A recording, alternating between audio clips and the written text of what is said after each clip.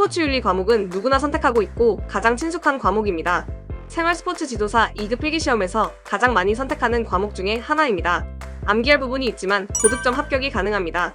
암기할 부분은 자세한 설명과 함께 재미있게 진행해 보겠습니다. 고득점 합격 방법은 본 영상을 중간에 멈추지 않고 끝까지 보시면 무릎을 치며 바로 이것이구나 하고 동의하게 될 것입니다. 스포츠 윤리는 기출문제 범위에서 반복적으로 출제되고 있습니다. 그래서 기출문제 분석이 무엇보다 중요한데요. 기출문제가 처음 공개된 2015년부터 총 11년치 기출문제를 모두 분석해서 자주 출제되는 기출문제에 대한 무료 요약 자료를 제공합니다. 2015년부터 총 11년치 전과목 기출문제 자료도 모두 모아서 카페 자료실에 제공합니다. 모두 무료입니다. 카페 자료실 링크는 첫 번째 고정 댓글 참고하세요. 본 영상에 2025년 출제된 기출문제 해설 설명도 전부 포함되어 있습니다. 끝까지 집중하세요.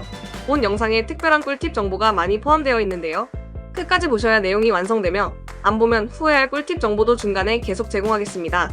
가장 중요한 정보는 끝까지 보셔야 모두 알 수 있어요. 생활 스포츠 지도사 시험 관련 영상을 계속 제작하고 있는데요. 매년 시험 문제를 반영하여 추가로 제작하고 있습니다. 저는 보디빌딩 생활 스포츠 지도사, 골프 생활 스포츠 지도사 이성몽입니다. 질문이나 의견은 댓글 남겨주시고요. 본 영상에 달린 댓글에 모두 답변 드리겠습니다. 중간에 멈추면 본 영상을 다시 찾기 어렵거든요. 일단 구독과 좋아요 누르면 다시 쉽게 찾을 수 있어요. 아시죠? 참고 자료를 외우기 쉽게 제 나름대로 다시 편집했습니다. 가능한 암기하기 쉽고 초보나 비전공자도 이해하기 쉽도록 재편집하였습니다. 암기를 위해 과장된 표현이 일부 있습니다. 반복해서 들으면 핵심 파악에 많은 도움이 될 것입니다. 지금부터 설명하는 내용은 크몽 전자책에 모두 포함되어 있는데요. 크몽 전자책 다운로드 링크는 첫 번째 고정 댓글에 있어요. 아시죠? 전자책은 휴대성이 좋고 편리해요. 스마트폰, 태블릿, PC에서 볼 수 있고 인쇄도 가능해요. 확대해서 볼 수 있고 형광펜, 중요 표시, 메모도 할 수 있어요.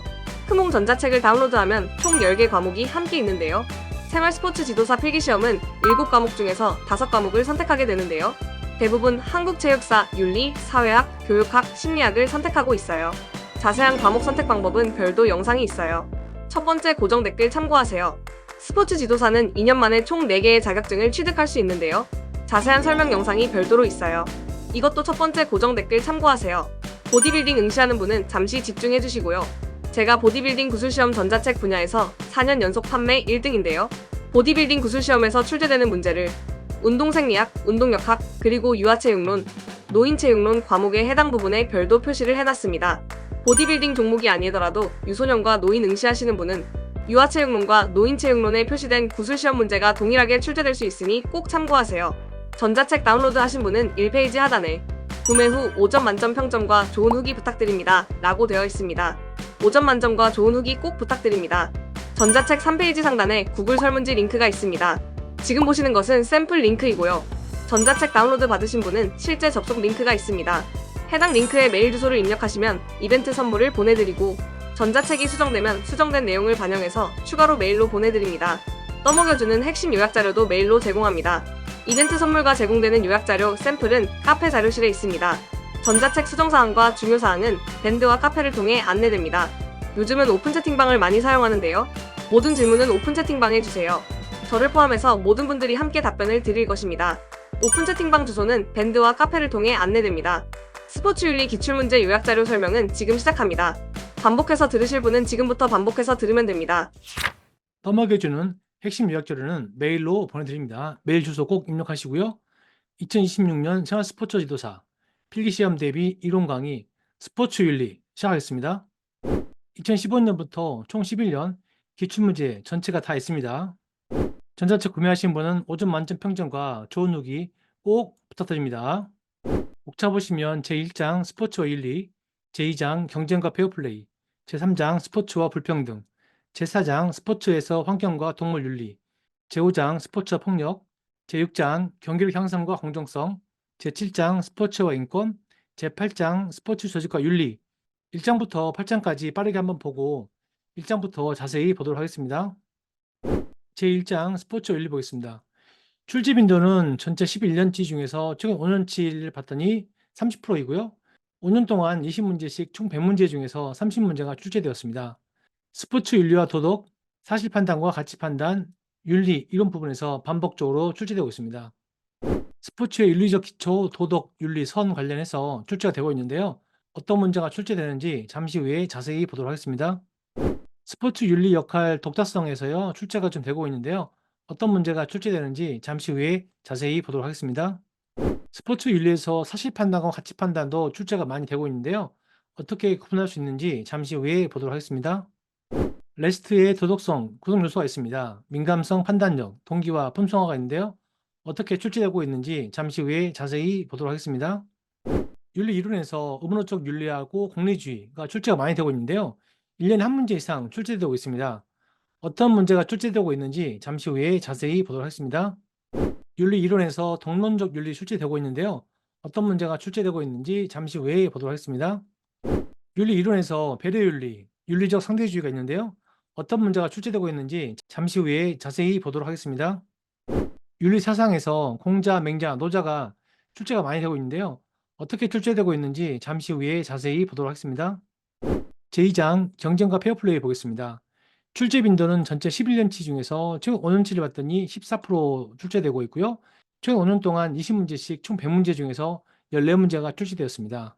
학원과 아래테, 스포츠맨십, 페어플레이 부분에서 반복적으로 출제되고 있습니다. 학원과 아래테는 출제 많이 되고 있는데요. 어떻게 구분할 수 있는지 잠시 후에 자세히 보도록 하겠습니다. 에토스도 출제되고 있는데요. 어떻게 출제되었는지 잠시 후에 자세히 보도록 하겠습니다. 스포츠맨십 페어플레이도 출제 많이 되고 있는데요. 어떤 문제가 출제되었는지 잠시 후에 자세히 보도록 하겠습니다. 스포츠 규칙도 출제가 많이 되고 있는데요. 어떤 문제가 출제되고 있는지 잠시 후에 자세히 보도록 하겠습니다. 반칙도 출제가 되고 있는데요. 이제 구성 반칙과 규제 반칙이 있어요. 어떻게 출제되고 있는지 잠시 후에 보도록 하겠습니다. 제3장 스포츠와 불평등 보겠습니다. 출제 빈도는 최근 5년 동안 11% 출제되었고요. 스포츠 성차별, 인종차별 부분에서 반복적으로 출제되고 있습니다. 스포츠 성차별 출제 많이 되고 있는데요. 어떤 문제가 출제되었는지 잠시 후에 자세히 보도록 하겠습니다. 스포츠 인종차별도 출제가 많이 되고 있습니다. 어떤 문제가 출제되었는지 잠시 후에 자세히 보도록 하겠습니다. 스포츠 장애차별, 기타차별 부분도 출제가 되고 있는데요. 어떤 문제가 출제되었는지 잠시 후에 자세히 보도록 하겠습니다. 제4장 스포츠에서 환경과 동물 윤리입니다. 출제 빈도는 전 5년 동안 6% 출제되었고요. 스포츠 환경 윤리, 동물 윤리 부분에서 반복적으로 출제되고 있습니다. 스포츠 환경도 출제 많이 되고 있는데요. 스포츠 환경에서 어떻게 출제되고 있는지 잠시 후에 자세히 보도록 하겠습니다. 동물 윤리도 출제가 많이 되고 있는데요. 동물 윤리 학자하고 종차별주의 관련해서 잠시 후에 자세히 보도록 하겠습니다.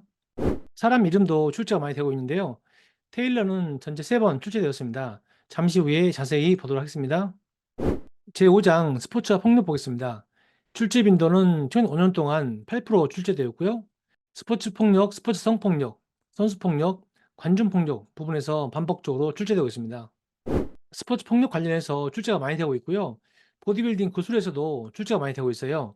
잠시 후에 자세히 보도록 하겠습니다. 스포츠 폭력 주요 학자로는 한나 아렌트, 지라르가 있습니다. 잠시 후에 자세히 보도록 하겠습니다. 제6장 경기력 향상과 공정성 보겠습니다. 출제 빈도는 총 5년 동안 7% 출제되었고요. 도핑 부분에서 반복적으로 출제되고 있습니다. 도핑 부분은 출제가 많이 되고 있는데요. 1년에 한 문제 이상 출제된다고 보시면 되겠고요. 보디빌딩 구술에서도 출제가 많이 되고 있습니다. 어떤 문제가 출제되고 있는지 잠시 후에 자세히 보도록 하겠습니다. 제7장 스포츠와 인권 보겠습니다. 출제 빈도는 총 5년 동안 8%이고요. 스포츠 윤리센터, 스포츠 인권 부분에서 반복적으로 출제되고 있습니다. 스포츠 윤리센터 출제되고 있는데요. 스포츠 윤리센터가 무엇이고 어떤 내용이 있는지 잠시 후에 자세히 보도록 하겠습니다. 스포츠 인권도 출제 많이 되고 있고요. 보디빌딩 구술에서도 출제되고 있습니다. 어떤 문제가 출제되고 있는지 잠시 후에 자세히 보도록 하겠습니다. 제8장 스포츠 조직과 윤리 보겠습니다. 출제 빈도는 최근 5년 동안 8%이고요. 심판, 스포츠 윤리 원칙과 정의 부분에서 반복적으로 출제되고 있습니다. 심판 부분은 출제 많이 되고 있는데요. 심판 개인 윤리와 사회 윤리 어떻게 출제되는지 잠시 후에 자세히 보도록 하겠습니다. 스포츠 정의도 출제 많이 되고 있습니다. 평균적 정의, 분배적, 절차적 정의가 있는데요. 잠시 후에 자세히 보도록 하겠습니다. 1장부터 8장까지 설명된 모든 요약표는 모아서 메일로 보내드립니다. 메일 주소 꼭 입력하시고요. 제1장 스포츠 윤리 보겠습니다. 출제 빈도는 전체 11년치 중에서 최근 5년치를 봤더니 30%이고요. 5년 동안 20문제씩 총 100문제 중에서 30문제가 출제되었습니다. 스포츠 윤리와 도덕, 사실 판단과 가치 판단, 윤리 이런 부분에서 반복적으로 출제되고 있습니다. 자, 스포츠 윤리적 기초, 도덕, 윤리, 선이 있는데요. 도덕은 양심이죠. 자율성, 그 개인의 내면성 문제를 주로 다룹니다. 그래서 모든 사람들이 지켜야 할 도리를 도덕이라고 합니다. 자, 윤리는 실천이죠. 실천. 도덕은 양심과 뭐 자율성 기본인 거고, 윤리는 실천의 자율성을 중시한다. 그 직업 윤리로는 이제 체육교사가 배우자 명의로 술집 운영하면 안 된다. 이런 실천적인 부분이 윤리입니다. 선은 착할 선이에요. 착하다, 좋아, 선이야. 좋은 매너, 이런 부분이 선이고요. 선 오른쪽에 좋은 패스는 선이 아닙니다. 좋은 연기, 좋은 반칙도 선이 아니고요. 이런 부분 유의하시면 되겠습니다. 스포츠 윤리학의 이론적 토대는 이제 도덕과 윤리선, 이 세 개를 스포츠 윤리학의 이론적 토대라고 할 수 있습니다. 자, 문제 들어갑니다. 2018년도 문제인데요. 스포츠 윤리학의 이론적 토대가 되는 개념을 바르게 묶은 것은, 그래서 정답은 2번입니다. 도덕, 윤리, 선, 이렇게 세 개가 나왔습니다. 쉽죠? 자, 파일을 두 개 띄워놓고 같이 볼 텐데요. 자, 2015년도 문제입니다. 이제 괄호 안에 들어갈 말로 순서대로 바르게 짝지어 놓은 것은 정답은 2번이어서 이 도덕적하고 윤리적, 위에 보시면 이제 도덕적이란 말과 윤리적이란 말을 구분하는 문제인데요. 술집을 배우자와 함께 술집 운영하는 것은 이제 도덕적으로는 문제가 안 되는데 윤리적으로는, 직업 윤리적으로는 문제가 된다. 직업 윤리에서는 이제 체육교사가 배우자 명의로 술집 운영하는 것은 안 된다. 이런 부분들이 윤리다. 이렇게 이해하시면 되겠습니다. 2019년도 문제인데요. 스포츠 윤리 개념에 대한 설명으로 적절하지 않은 것은 정답 3번입니다. 절묘한 기술로서 좋은 패스는 도덕적 선이다 했는데, 그 좋은 패스는 선이 아니죠. 위에서 보시면은 선은 좋은 매너이고 좋은 패스는 선이 아니다 말씀드렸죠. 자, 기출 문제가 20문제씩 10년이면 200문제예요. 그래서 모든 문제를 다 읽어드릴 수는 없고 핵심 위주로 진행하겠습니다. 또 질문 사항은 오픈 카톡 통해서 문의 주세요. 답변 드리겠습니다. 2022년 문제입니다. 도덕적 선의 의미를 내포한 것은 정답은 4번이었고요. 경기에 패했음에도 불구하고 상대팀에게 박수를 보내는 좋은 매너, 이런 부분들이 도덕적 선이다. 이렇게 해서 이게 정답이고요. 보시면 좋은 패스나 좋은 연기, 좋은 반칙은 선이 아니다 하고 위에서 알려드렸죠. 네, 쉽죠? 예, 다음은 스포츠 윤리란 무엇인가? 목적, 역할 있고요. 이 독자성이 있는데 독자성이 뒤에 좀 논란이 좀 있습니다. 설명 뒤에서 다 드리겠고요. 스포츠 윤리란 무엇이냐? 그 스포츠 행위 중에서 가장 기본적이고 상식적인 것. 그래서 올바른 목적과 행위가 있는 것, 스포츠 현장에서 요구되는 규칙과 기본적 원리 준수, 이런 것들이 스포츠 윤리다. 자, 스포츠 윤리의 목적은 스포츠 행위에 공정한 조건을 제시하고 도덕적 자질과 인격 함양을 추구한다. 스포츠맨십, 페어플레이, 스포츠 윤리 규범, 이런 것들이 스포츠 윤리의 목적이다. 오른쪽 보시면은 의도적 반칙, 이런 것들은 스포츠 윤리라고 할 수 없고, 의도적 파울도 스포츠 윤리라고 할 수 없습니다. 스포츠 윤리는 오른쪽 보시면 바람직한 공동체 모습을 제시하는 것이 스포츠 윤리의 목적이다. 다음 역할인데요. 이제 스포츠 윤리의 역할은 스포츠 상황에서 행동 목적, 옳고 그름 결정하는 근본 원리를 탐색하는 것이 스포츠 윤리의 역할이다. 스포츠 윤리는 스포츠 상황에서 옳고 그름 판단하는 것이 스포츠 윤리의 역할이다. 다음은 독자성인데요. 스포츠 윤리의 독자성은 우리 경쟁의 도덕적 조건과 뭐 가치 있는 승리의 의미를 밝히는 부분, 비도덕적 행위의 유형과 공정성의 조건을 제시하는 부분, 그 스포츠를 통한 도덕적 자질과 인격의 향양을 추구하는 부분입니다. 논란이 되는 부분은 뒤에서 문제랑 같이 보겠고요. 표 밑에 역할 있는데 스포츠 윤리의 역할로 적절하지 않은 것은 이제 사실만 기술하거나 미학적 탐구, 이런 것들은 스포츠 역할로 적절하지 않습니다. 2015년 문제인데요. 스포츠 윤리에 대한 설명으로 바르지 않은 것은, 그래서 정답 3번입니다. 그 승리를 위한 의도적 파울.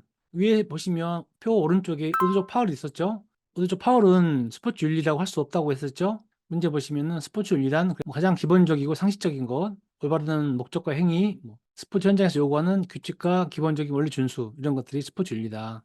다음 2021년 문제죠. 스포츠 윤리의 목적으로 적절하지 않은 것은 정답은 2번이었습니다. 의도적 반칙. 반칙은 이제 스포츠 윤리의 목적이 아니죠. 2020년도 문제인데요. 이제 스포츠 윤리의 역할로 적절하지 않은 것은 정답은 1번이었고요. 스포츠 현상에 대한 사실만을 기록하는 것은 역할로 적절하지 않습니다. 위에 표 밑에 보시면 스포츠 역할로 적절하지 않은 것은 사실만 기술하는 것은 적절하지 않다고 말씀드렸죠. 다음 2023년도 문제예요. 스포츠 윤리 역할이 또 나왔는데 적절한 것으로 고른 것은 해서 정답은 2번. 기억 니을이 적절한 것이고 니은 디귿이 적절하지 않은 것인데요. 니은은 이제 스포츠 현상을 사실적으로 기술하는 거. 그래서 이거는 제가 위에 보시면 사실만 기술하는 거. 이런 부분들은 윤리 역할로 적절하지 않다고 말씀드렸죠.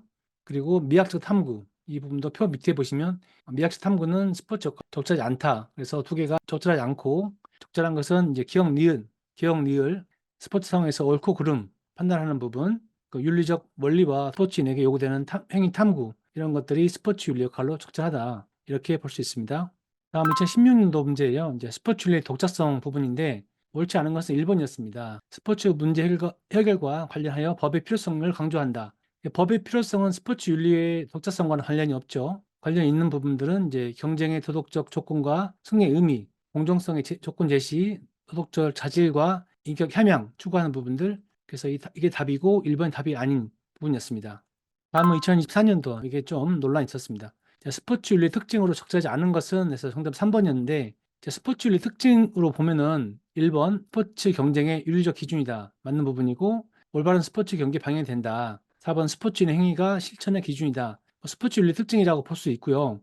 이제 보편적 윤리로는 다룰 수 없는 독자성이 있다. 이게 적절하지 않다고 해서 독자성이 없다고 답이 된 건데 근데 우리 스포츠 윤리가 별도로 있잖아요.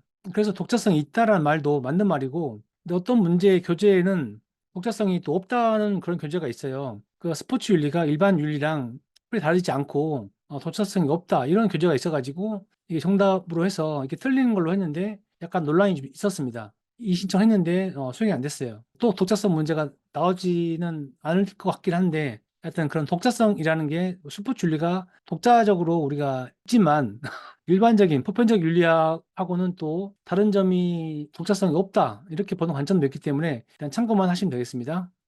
다음은 스포츠 윤리에서 사실 판단과 가치 판단인데요. 이 부분이 출제가 많이 됐어요. 5번 이상 됐죠. 제가 지금 출제 빈도를 별 5개는 별 5개까지는 5번, 6번까지가 별 5개고 5회 이상은 6회부터 9회까지예요. 그래서 좀 많이 나온 거예요. 5회 이상, 10회 이상도 있는데 5회 이상도 좀 많이 나온 부분입니다. 자, 사실 판단은 사실적인 거예요. 객관적인 사실이죠. 그 박태환 선수가 아시아 선수 수영대회에서 대회 신기록을 수립했다. 사실이죠. 이런 부분들, 뭐 금메달을 땄다, 올림픽이 1년 연기됐다, 이런 부분들이 사실 판단인 거고, 자, 가치 판단은 사실이 아니고 가치적인 거예요. 그 당위성 판단. 그래서 도덕적인 것, 미적인 것, 사립 분별, 이런 당위에 관한 부분들이 가치 판단이에요. 예를 들면은 이제 축구에서 넘어진 상대 선수를 일으켜준 박지성 선수는 훌륭하다. 이런 부분들이 가치 판단인 부분입니다. 그래서 사실 판단은 진위적인 부분이고 가치 판단은 당위적인 부분이고 이렇게 구분할 수가 있습니다. 2018년도 문제를 볼게요. 이제 스포츠 윤리에서 주요 관심사인 가치 판단 형태로 적절하지 않은 것은 정답 3번이었습니다. 사실적인 것. 위에 보시면 사실 판단이죠. 사실적인 거는 가치 판단이 아니고 사실 판단이지 않습니까? 그래서 2018년도 4번 문제는 정답이 3번. 사실적인 것이 가치 판단이 아니고 사실 판단이다. 그래서 가치 판단인 것은 이제 도덕적인 것, 2번 미적인 것, 사리 분별 이런 부분들이 가치 판단이다. 이렇게 이해하시면 되겠습니다. 2016년도 문제인데요. 가치 판단적 진술이 아닌 것은 그래서 정답은 4번이었고요. 김연아 선수가 올림픽에서 금메달을 땄다. 이 금메달을 딴 것은 가치 판단이 아니고 사실 판단이죠. 위에 표 보시면 김연아 선수가 올림픽 경기에서 금메달을 땄다. 이런 부분이 사실 판단이고 문제에서 가치 판단이 아닌 거죠. 2020년도 문제도 가치 판단 사례로 적절하지 않은 것은 그래서 도쿄올림픽이 1년 연기되었다. 이 부분도 가치 판단이 아니고 사실 판단이죠. 그래서 정답은 1번입니다. 다음 문제입니다. 스포츠에 관한 가치 판단에 해당하지 않는 것은 3번이었습니다. 하얀색 복장 착용은 윈블던 테니스 대회의 규정이다. 자, 복장, 규정 이런 것은 가치 판단이 아니고 사실 판단이죠. 그래서 가치 판단이 아닌 거고요. 가치 판단은 옳지 않다, 가치가 있다, 더 중요하다 이런 부분들이 가치 판단입니다. 가치 판단이 아닌 것은 3번입니다. 참고하세요. 다음 문제 보겠습니다. 이제 보기의 기억 니은에 들어갈 영어 문제인데요. 자, 기억은 실제 사건과 현상에 대한 진술, 이 사실 판단인 거죠. 정답은 3번인데요. 사실 판단과 가치 판단 문제인데요. 자, 니은 보시면은 이제 수영에서 대회 신기록을 수립한 선수가 박태환 선수인데 이런 신기록 관련 문제는 이제 사실 판단인 것이고 축구 경기 중에 넘어진 상대 선수를 일으켜준 박지성 선수는 훌륭하다. 이런 부분들이 이제 가치 판단인 부분이죠. 그래서 기억은 사실 판단, 니은 가치 판단입니다. 자, 다음 문제입니다. 2021년도 문제인데요. 이제 기억 니은에 들어갈 영어 문제인데요. 정답은 1번으로 이제 진위 당위 부분이고 표 밑에 보시면 사실 판단이 진위이고 가치 판단은 당위라고 했지 않습니까? 이 부분에 대한 내용입니다. 세부적으로 볼게요. 이제 판단에 대한 문제인데요. 판단은 크게 이제 사실 판단과 가치 판단으로 구분되는데 사실 판단은 실제 스포츠에서 일어난 사건의 현상에 대한 진술을 말한다. 따라서 진위를 가릴 수 있다는 거죠. 사실 판단은 진위를 가릴 수 있죠. 그래서 기억은 이제 진위인 부분이고, 이에 반해서 가치 판단은 이제 옳고 그름, 바람직하지 않거나 그렇지 못한 것, 이런 부분들이기 때문에 가치 판단은 주로 이제 당위적인 부분에 근거한다. 이 부분에 대한 문제였습니다. 다음 문제입니다. 2022년도 문제고요. 이제 가치 판단에 해당하는 것을 이제 모두 고른 것은 최초 정답은 3번이었어요. 근데 1번, 2번이 이제 복수 정답 추가됐는데 보겠습니다. 가치 판단이 3번이 기억, 니은, 디귿. 니은이 아닌 건데 이성화는 이제 밴쿠버 동계올림픽 대회에서 금메달을 획득했다. 금메달 획득 이거는 가치 판단이 아니고 사실 판단이죠. 위에 표에 보시면은 이제 뭐 올림픽 경기에서 금메달을 땄다. 이 사실적인 것이 사실 판단이고 가치 판단이 아니라고 했지 않습니까? 문제 보시면은 그 금메달 획득 이 부분이 이제 가치 판단이 아니고 사치 판단이고 위에 보시면은 기억 뭐 연기는 아름답다 뭐 고지방 음식을 피해야 한다 상대방한테 인사하는 것은 옳은 행위다 이런 부분이 가치 판단이기 때문에 정답은 3번입니다. 근데 기억 니은 디귿 3번인데 질문이 기억 디귿 요렇게 두 개 또 니은 디귿 이렇게 두 개 이거 한 사람 있었겠죠? 이거 한 사람들이 아니 이것도 정답 해주세요 엄청나게 이의제기 위해서 알았다 해줄게 그래서 기억 1번과 2번도 다 정답이 되었습니다. 참고하시고요. 예, 다음은 이제 레스트의 도덕성 구성 요소인데요. 네 가지로 구성했습니다. 도덕적 민감성, 감수성 부분인데 스포츠 상황에서 도덕적 딜레마를 지각하는 것, 스포츠 현장에서 도덕적 이슈를 감지하고 뭐 행동 영향 상상하는 것을 도덕적 민감성이라고 했습니다. 도덕적 판단력은 이제 스포츠 상황에서 옳고 그름을 판단하는 부분, 도덕적 동기화 이게 정답을 한번 나왔는데요. 다른 가치보다 정정당당하게 경기에 임하는 가치를 두는 것 이런 것을 도덕적 동기화라고 했습니다. 그래서 연봉 명예보다는 이제 스포츠맨십과 페어플레이가 중요한 가치가 있다. 가치적인 부분을 이제 도덕적 동기화라고 했습니다. 자, 도덕적 품성화는 이제 스포츠 상황에서 장애 요인을 극복하여 실천할 수 있는 강한 의지, 용기, 인내, 품성을 갖게 하는 것 이런 부분들을 도덕적 품성화로 했습니다.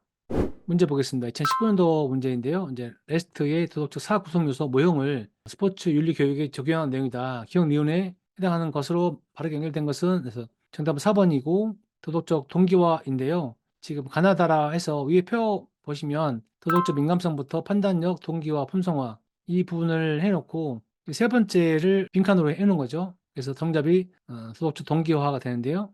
도덕적 동기화는 이제 다른 가치보다 정정당당하게 경기하는 것을 가치를 두게 하는 것, 이 부분이 도덕적 동기화였습니다. 이 세 번째를 맞추는 좀 어려운 문제였습니다. 다음 문제 보겠습니다. 2022년도 문제인데요. 이제 레스트의 도덕적 구성 요소는 해서 정답 1번이었는데 도덕적 감수성에 대한 문제였어요. 위에 펴 보시면 도덕적 감수성이 첫 번째에 있죠. 자, 문제의 기억은 이제 스포츠 현장에서 발생하는 특정 상황 속에서 내포된 도덕적 이슈들을 감지하고 그 상황에서 어떠한 행동을 할 수 있으며 그 행동들이 관련된 사람들에게 어떤 영향을 미칠 수 있는가를 상상하는 것을 말한다. 그래서 이 부분이 도덕적 감수성이었습니다. 도덕적 이슈를 감지하는 부분, 이 부분이 이제 감수성이죠. 그래서 정답은 1번이었습니다. 그래서 이 문제를 풀려면 여기 있는 표를 다 알아야 되는 거죠. 우와, 다 외워야 된다고? 윤리 다 외워야 돼요. 네, 이거 외우면 맞출 수 있습니다. 출제가 많이 되지는 않고 있는데요. 다음 문제입니다. 2021년도 문제인데요. 이제 레스트의 도덕성 구성 요소 중에서 정답은 3번이어서 도덕적 동기화가 나왔어요. 위에 표 보시면 도덕적 동기화가 한 번 2019년도에 나왔었죠. 그래서 두 번 나왔네요. 자세히 보시면은 문제 보시면 이제 자 직업 선수에게 가장 중요한 것은 뭐라고 생각해? 그래서 미라가 연봉이지. 그래서 은숙이 연봉 매우 중요하지. 하지만 나는 연봉 명예보다 연봉 명예의 가치보다 스포츠인으로서 스포츠맨십과 페어플레이가 가장 중요한 가치라고 생각해. 이 부분이 레스트에서 어떤 요소냐? 도덕적 동기화다. 그래서 위에 펴 보시면은 도덕적 동기화는 이제 가치에 중심을 두고 연봉의 명예보다 스포츠맨십과 페어플레이가 중요한 가치다. 이 부분이 문제가 나왔습니다. 자, 그래서 레스트의 도덕성 구성 요소는 제가 표를 정리해 드렸으니까 이 표만 몇 번 보시면 문제 맞출 수 있겠죠?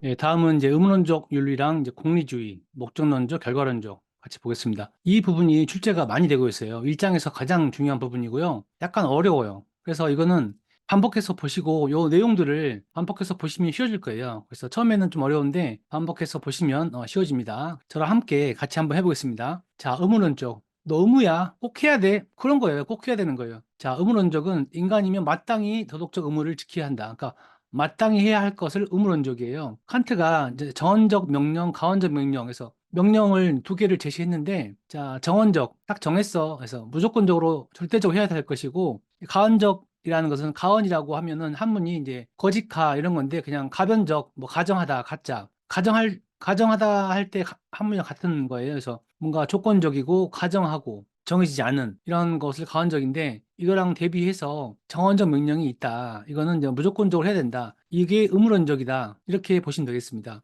자, 그래서 보시면 예를 들면은 이제 야구 코치가 빈볼을 지시했어요. 야, 맞춰. 그랬더니 투수가 그건 도덕 원리에 어긋난데요. 그래서 안 했어요. 이러한 게 의무론적이다. 아니야. 그런 건 옳지 않아. 그래서 또 심판이 페널티킥을 선언했는데 선수가 이거 반칙 아니에요. 사실대로 얘기한 거. 이런 것들이 이제 의무론적이어서 페어플레이, 절대적 도덕이다. 그래서 의무론적은 당연히 인간이면 마땅히 해야 될 거. 인간이면 마땅히 빈볼을 이제 하지 않아야 되고, 인간이면 마땅히 이건 반칙 아닌데 그 사실대로 얘기하고 이러한 것들이 의무론적이다. 자, 여기는 쉬워요. 그런데 자, 문제는 이거랑 같이 나오지 문제가 섞어서 나와요. 왜 섞는 거야? 왜 섞긴요? 어렵게 내려고 하는 거죠. 자, 그래서 이 부분은 이제 같은 말이에요. 공리주의나 이제 목적론적, 결과론적 같은 말인데 벤담이 최대 다수의 최대 행복을 얘기했죠. 공리주의, 그러니까 공동의 이익이 중요하다. 윤리는 공동의 이익이 중요하다. 이제 그런 거예요. 그래서 이거는 또 이것만 있는 게 아니고 행위를 함에 있어서 유용성, 공평성 이 원리가 적용되고 그 행위의 옳고 그름은 그 행위의 결과로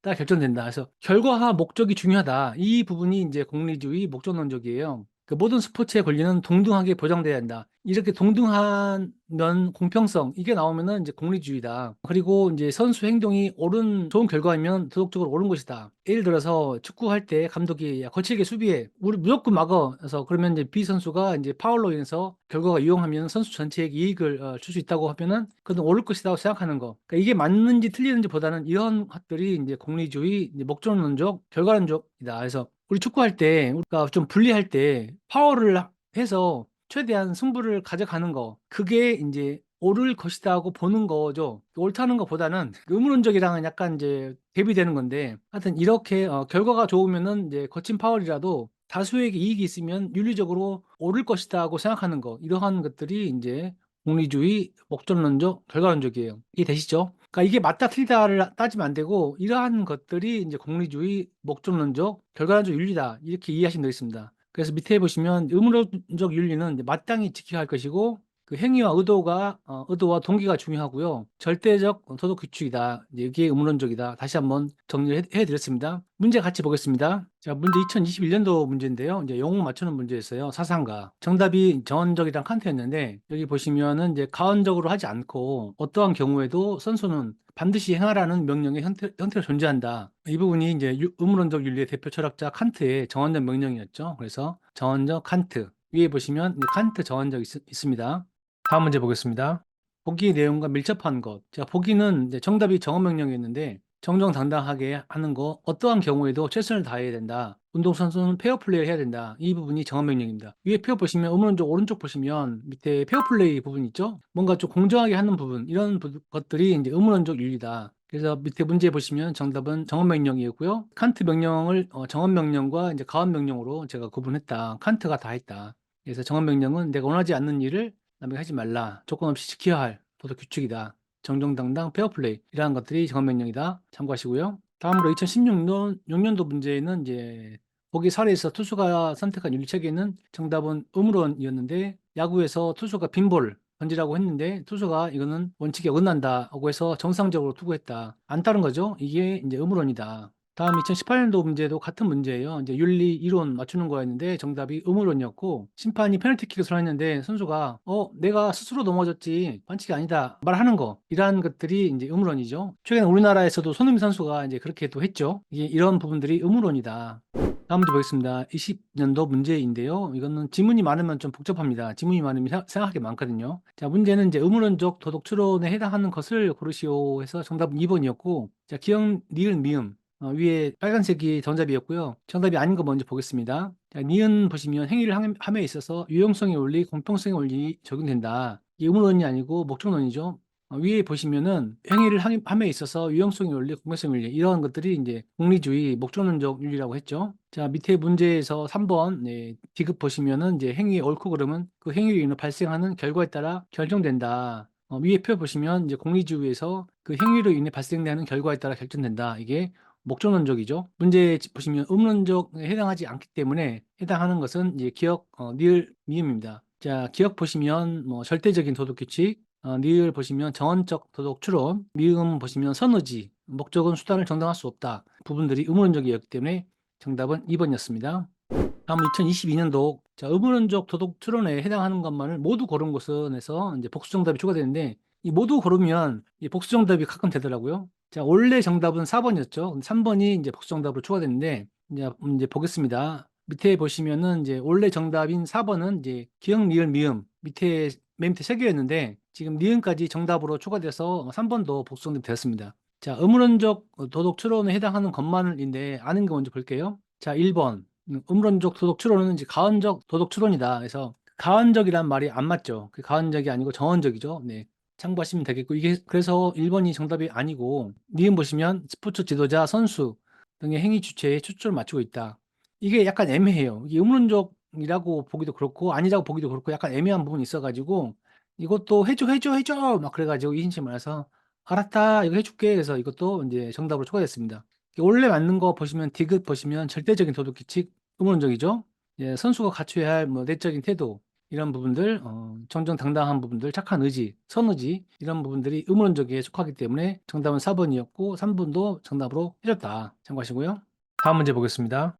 자, 결과론적 윤리관에 해당하는 것만을 고른 것은 정답은 니은 디귿 두 개가 결과론적이고 정답 아닌 거 먼저 보겠습니다. 첫 번째는 경기에 지더라도 경기 규칙 반드시 준수한다. 반드시 준수, 의문론적이죠. 자, 그리고 위에 보시면 스포츠 경기에서 페어플레이. 페어플레이는 의문론적이에요. 위에 페어 보시면 의문론적에서 오른쪽 보시면 페어플레이 있죠. 이건 반드시 또 페어플레이 이런 부분들이 의문론적이다. 밑에 문제 보시면 그래서 결론적으로 기억 리을이 이제 의문론적이기 때문에 결과론적이 아니어서 정답은 니은 디귿인데요. 니은 디귿 좀 보겠습니다. 개인의 최우수 선수상보다 팀의 우승이 더 중요하다. 이거는 이제 무조건 결과가 더 중요하다는 결과론적이죠. 경기에서 승리가 더 중요하다. 결과론적이죠. 이 두 개가 결과론적입니다. 정답은 3번이었습니다. 다음 문제 보겠습니다. 윤리 이론 적절한 것은 정답은 공리주의였는데 이제 모든 스포츠 권리는 동등하게 보장, 공평성, 평등, 결과가 중요하다. 이런 것들이 공리주의라고 했죠. 위에 펴보시면은 가운데 권리 동등하게 두 번째 유형성, 공평성 나오는 게 이제 공리주의, 목적론적, 결과론적이다. 정답 밑에 보시면 1번 공리주의다. 다음 문제 보겠습니다. 공리주의 윤리 규범을 스포츠에 바르게 적용한 것이 아닌 것은 3번이었습니다. 스포츠 상황에서 행위의 유용성보다 인성의 발언을 강조한다. 그렇지 않고요. 유용성을 강조합니다. 위에 보시면 공리주의에서는 유용성을 강조하죠. 유용성 이런 게 중요합니다. 그래서 유용성보다 인성의 발언을 강조하는 게 아니고 인성보다는 공리주의에서는 유용성을 강조합니다. 그래서 공리주의 바르게 적용한 것이 아닌 것은 3번입니다. 참고하세요. 다음 보겠습니다. 2017년도 문제고요. 이제 윤리, 이론 맞추는 거였는데 정답이 이제 공리지휘였어요. 그 보기 보시면 이제 감독이 상대 선수를 거칠게 수비하라고 했는데 이 선수는 소속팀 전체에게 이익을 줄 수 있다면 자신 행동은 옳을 것이라고 생각했다. 이게 공리주의다. 감독이 거칠게 하라고 했는데 이게 전체에게 이익을 줄 수 있으면 행동이 옳을 것이다 생각하는 게 공리주의다고 했죠.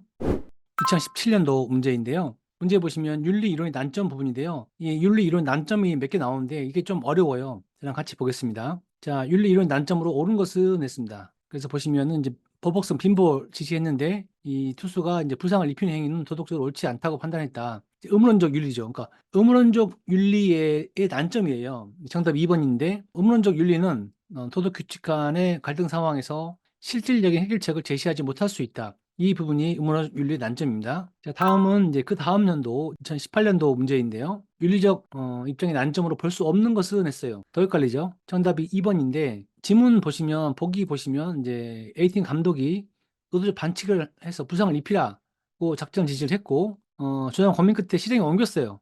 결과적으로 승리를 가져왔어요. 이게 목적론적이죠. 음모론적이 아니고 결과적으로 이제 팀의 승리를 가져와서 이제 결과론적인데 이거의 난점으로 볼 수 없는 것은 2번이에요. 그래서 팀 전체 이익보다 선수 개인의 이익이 더 중요할 수 있다. 이거는 이제 보기에 있는 이제 목적론적 윤리의 난점이 아니고 음론적 윤리의 난점이죠. 방금 앞에 나왔던 부분. 지금 목적론적 윤리의 난점은 이제 1번, 3번, 4번인데 이 부분에서 이제 목적론적 윤리 난점 잠깐 같이 보면은 이 목적론적 윤리의 난점은 이제 결과만 놓고 보면 부상을 입힌 선수는 옳은 것으로 간주될 수 있다. 이런 부분이 난점이고 3번 선수가 갖는 상식적이고 보편적인 도덕적 직관과 충돌하는 결론을 이끌어낼 수 있다. 이 부분도 난점이죠. 그리고 4번 우리 팀이 행복할 수 있다고 해서 축구 경기에 참가한 모든 사람이 행복한 것은 아니다. 이런 부분도 이제 목적론적 윤리의 난점입니다. 지금 문제에서는 이제 목적론적 윤리의 난점을 봤었고, 그 앞에 문제에서는 이제 의문론적 윤리의 난점을 봤습니다. 자, 다음 문제 보겠습니다. 2020년도 문제인데요. 보기 가에서 A팀을 지지하는 이론의 제한점을 나에서 모두 고른 것은, 자, 지문이 길면 어려워요. 헷갈리니까. 자, 지문 보시면 가 보시면은 이제 A팀 감독이 시간을 끌도록 지시했어요. 진대 축구해! 라고 했더니 결과적으로 승리했어요. 이게 목적론적이죠. 결과가 중요한 목적론적 윤리인데 이거의 제한점을 나에서 고르라고 했어요. 정답 먼저 보시면 2번인데요. 이제 기역, 디귿, 미음. 그래서 기역과 디귿, 미음이 목적론적 윤리 제한점이고 니은, 니을이 의문론적 윤리 제한점이에요. 그래서 목적론적 윤리 제한점 먼저 보시면 결과로 행위를 평가하지 못하기 때문에 정의 문제가 소홀해질 수 있다. 이 부분이고 디귿 보시면 일반적인 사실로부터 도덕적인 당위를 추론하지 못할 수 있다. 그리고 미음 보시면 개인의 이익과 공공의 이익이 충돌할 때 사회의 희생을 당연시한다. 이 부분이 이제 목적론적 윤리 제한점이고요. 참고사항으로 니은, 니을 보겠습니다. 이건 의문론적 윤리 제한점인데 니은은 이제 도덕 규칙 간의 충돌 문제가 발생했을 때 실질적인 도움을 주지 못할 수 있다는 부분이고 니을은 사회 전체의 이익을 제대로 고려하지 못하는 경우가 있다. 이 부분이 의문론적 윤리 제한점입니다. 참고하시고요. 다음은 2013년도 문제입니다. 윤리 이론 난점인데 이 난점 부분이 처음에 볼 때는 헷갈리는데 몇 번 반복해서 보시면 그렇게 어렵지 않습니다. 문제 지문이 대부분 정답이 같은 문제예요. 보기 보시면 의도적 파울을 지시한 A 선수가 이제 부상을 입힐 수 있기 때문에 도덕적으로 옳지 않다고 판단했다. 이 부분이 의문론적이죠. 위에 펴 보시면 의문론적에서 빈보를 지시했지만 따르지 않는 부분이 의문론적이잖아요. 의문적 윤리의 난점으로 설명한 것은 적절한 것은 그래서 정답은 1번입니다. 사회 전체의 이익을 고려하지 않는 경우 발생한다. 이 부분이 난점이죠. 다음은 일회성 문제입니다. 일회성 문제이고요. 자, 2019년도 문제는 윤리적 난점인데 좀 다른 문제예요. 이제 막스 베버의 책임 윤리 난점인데 이거 문제 보시면은 이제 결승전 바로 앞에서 탈진해서 쓰러졌어요. 그래서 이 선수를 돕는 것이 스포츠 선수로서의 마땅한 행위다. 그래서 넘어진 선수를 부축해서 결승전까지 함께 갔지만 최종 성적은 순위권 밖으로 밀려났다. 이게 이제 막스 베버의 책임 윤리인데 이 난점으로는 4번 보시면 행위가 가져올 사회의 이익과 손해를 고려해 행동해야 된다. 이 부분이 이제 막스 베버의 책임 윤리인데 난점 부분입니다. 참고하시고요. 다음은 일회성 2023년도 문제입니다. 이제 가로 안에 들어갈 공통 용어는 그래서 정답이 선의지였습니다. 칸트에게 도덕성의 기준은 선의지이다. 칸트에 의하면 페어플레이도 선의지가 없으면 도덕적이라고 볼 수 없다. 선의지는 도덕적인 선수가 갖춰야 할 내적인 태도이자 도덕적 행위의 필요 충분 조건이다. 한 번 나왔었고요. 다음 문제 보겠습니다.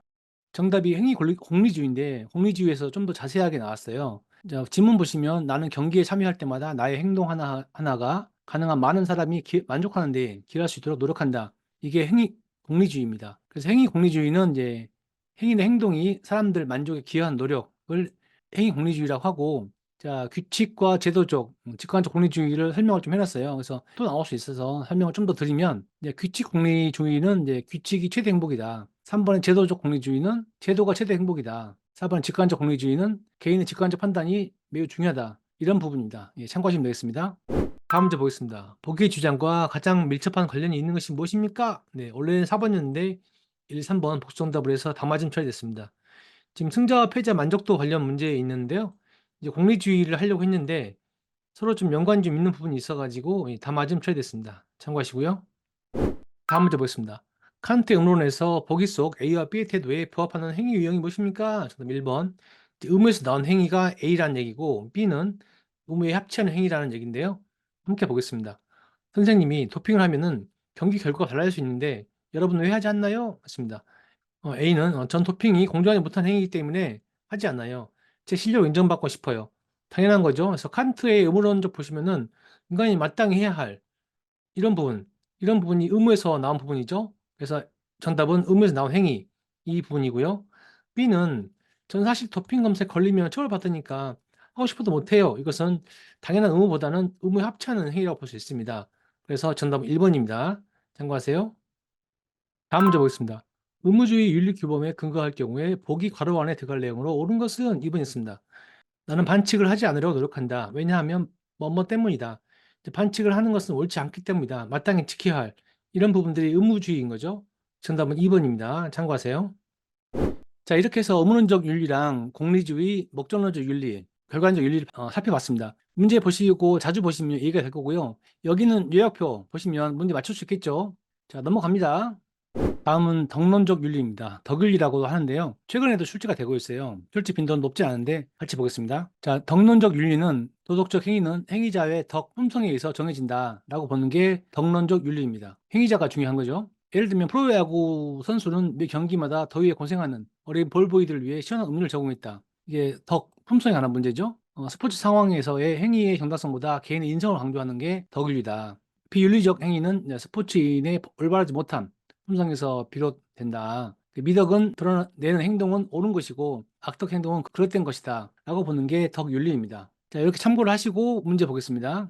2023년도 4번 문제, 스포츠 윤리 중에서 덕윤리의 특징으로 적절하지 않은 것은 해서 정답은 3번이었습니다. 정답 먼저 보시면 어떤 행위를 하는 선수가 대회하는 것보다 무엇이 올바른 행위인지를 판단하는데 더 주목한다. 이건 의문론적이죠. 그래서 정답이었고요. 자, 1번, 2번, 4번 보겠습니다. 스포츠 상황에서 행위의 정당성보다 개인의 인성, 자, 인성을 강조하는 부분이 덕윤리죠. 2번 보시면 이제 품성, 이 부분이 덕윤리고, 4번 보시면 미덕이라든가 행동은 옳은 것이고 악덕을 드러내는 것은 그릇된 것이다. 이게 덕윤리입니다. 위에 표에서 제 정리해드렸습니다. 참고하시고요. 다음 문제 보겠습니다. 2017년도 문제인데요.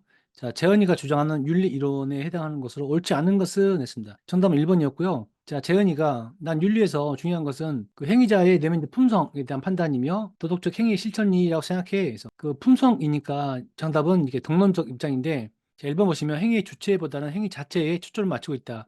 덕론적 입장은 바뀌었죠. 덕론적 입장은 행위 자체보다는 행위 주체에 초점을 맞추는 게 덕론적 입장입니다. 그래서 1번이 이제 옳지 않은 것이고요. 옳은 거 보시면 이 행위자의 인성을 중시한다. 3번 무엇을 해야만 하는가가 아니고 어떻게 사야 하는가 근본적인 질문이다. 4번 감정을 도덕적 동기로 인정한다. 이게 덕론적 입장입니다. 참고하시고요. 다음 문제입니다. 2019년도 문제인데요. 자, 지영이의 윤리적 입장. 자, 지영은 이제 행위자의 내면적 품성과 도덕적 행위의 실천이라고 생각해. 이게 덕론적 입장이잖아요. 이 입장에 적절치 않은 것. 정답도 똑같아요. 행위 주체보다는 행위 자체에 초점을 맞추고 있다. 이게 정답이죠. 그래서 행위 자체보다는 행위 주체에 초점을 맞추고 있는 게 덕론적 입장이기 때문에 1번이 정답입니다. 정답이 아닌 것들은 조금씩 바뀌는데 정답은 거의 문구가 비슷합니다. 그래서 여러분들 기출문제를 꼭 봐야 되는 이유가 이제 거기에 있습니다. 다음 문제입니다. 2018년도 문제인데요. 윤리적 관점으로 옳은 것은 해서 보기 보시면 이제 프로야구 선수가 이제 더위에 고생하는 어린 볼보이들을 위해서 시원한 음료를 제공했다. 이게 덕윤리죠. 이거의 관점으로 옳은 것이 2번이죠. 덕론적 관점이죠. 그래서 A 선수 행위는 유독함, 품성으로부터 나오는 선한 행동이다. 이게 덕론적 관점이고 덕윤리, 의문론적 아니고 결과론적, 상대론적 아니고 덕론적 관점이기 때문에 정답이 2번이었습니다. 다음 문제 보겠습니다. 스포츠 윤리가 어려운 게 사람 이름이 나와요. 정답이 맥킨타이어인데 뜬금없이 이렇게 어렵게 내기 위해서 이름이 나옵니다. 그래서 왜 이렇게 어려워? 근데 어렵게 낸다. 몇 문제는 참고하시면 되겠습니다. 자, 보기의 사례에서 나타난 윤리적 태도와 가장 밀접한 관련이 있는 사람이 누구냐 했는데 보기는 선수는 이제 윤리적 갈등을 겪을 때면 우리 사회에서 오랫동안 본보기가 되어온 위인들을 떠올린다. 그리고 그 위인들처럼 행동하려고 노력한다. 이게 맥킨타이어고요. 맥킨타이어는 덕윤리라든가 공동체주의 철학자입니다. 위인처럼 행동하라. 이런 사람이 되어라. 구체적인 성품을 강조한 학자입니다. 참고하시고요.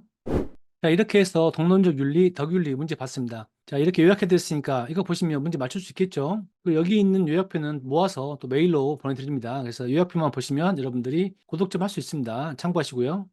다음은 배려윤리, 윤리적 상대주의, 의무주의인데요. 출제가 많이 된 건 아닌데 짧게 좀 보겠습니다. 자, 배려윤리, 윤리적 가치의 근거를 페미니즘에서 찾는다. 그 페미니즘은 여성차별을 없애자는 거죠. 여성차별이 있었는데 이걸 없애자는 게 이제 페미니즘이고요. 이성의 윤리가 아닌 이제 감성의 윤리, 경기에 처음 출전하는 후배를 격려하는 선배 친절 이런 게 배려다. 그 근육 경련을 일으킨 상대 선수를 걱정하고 보살필 행위 이런 것들이 배려윤리다. 그 타자의 요구와 정서에 공감하고 대응이 도덕의 출발이다. 그 타자는 이제 그 야구에서 타자가 아니고 이제 다른 사람을 말하는 거예요. 자, 다음으로는 이제 윤리적 상대주의인데요. 도덕적 가치가 사회 사람에 따라 다를 수 있다. 그리고 문화 환경 등 여러 가지 조건에 따라 윤리 판단이 다르다. 예를 들면은 국제 축구 연맹은 경기 중에 히잡 착용을 금기했는데 이러한 조치가 오히려 종교적 역차별이라는 주장에 히잡을 쓴 이슬람권 여성 선수의 참가를 허용했죠. 이런 것들이 윤리적 상대주의다. 그러니까 윤리가 상대적으로 좀 다를 수 있다. 이제 그런 부분입니다. 그리고 의무주의가 있어요. 이제 규범에 복종해야 할 의무를 주장하는 도덕 이론인데요. 예를 들면 이제 비도 판독, 이제 VAR 축구에서 상대 충돌을 피하지 않았으면 퇴장당하는 처벌입니다. 그래서 요즘 보시면은 충돌을 피할 시간이 있었는데 그 축구에서 발을 쭉 뻗었는데 이거를 꺾거나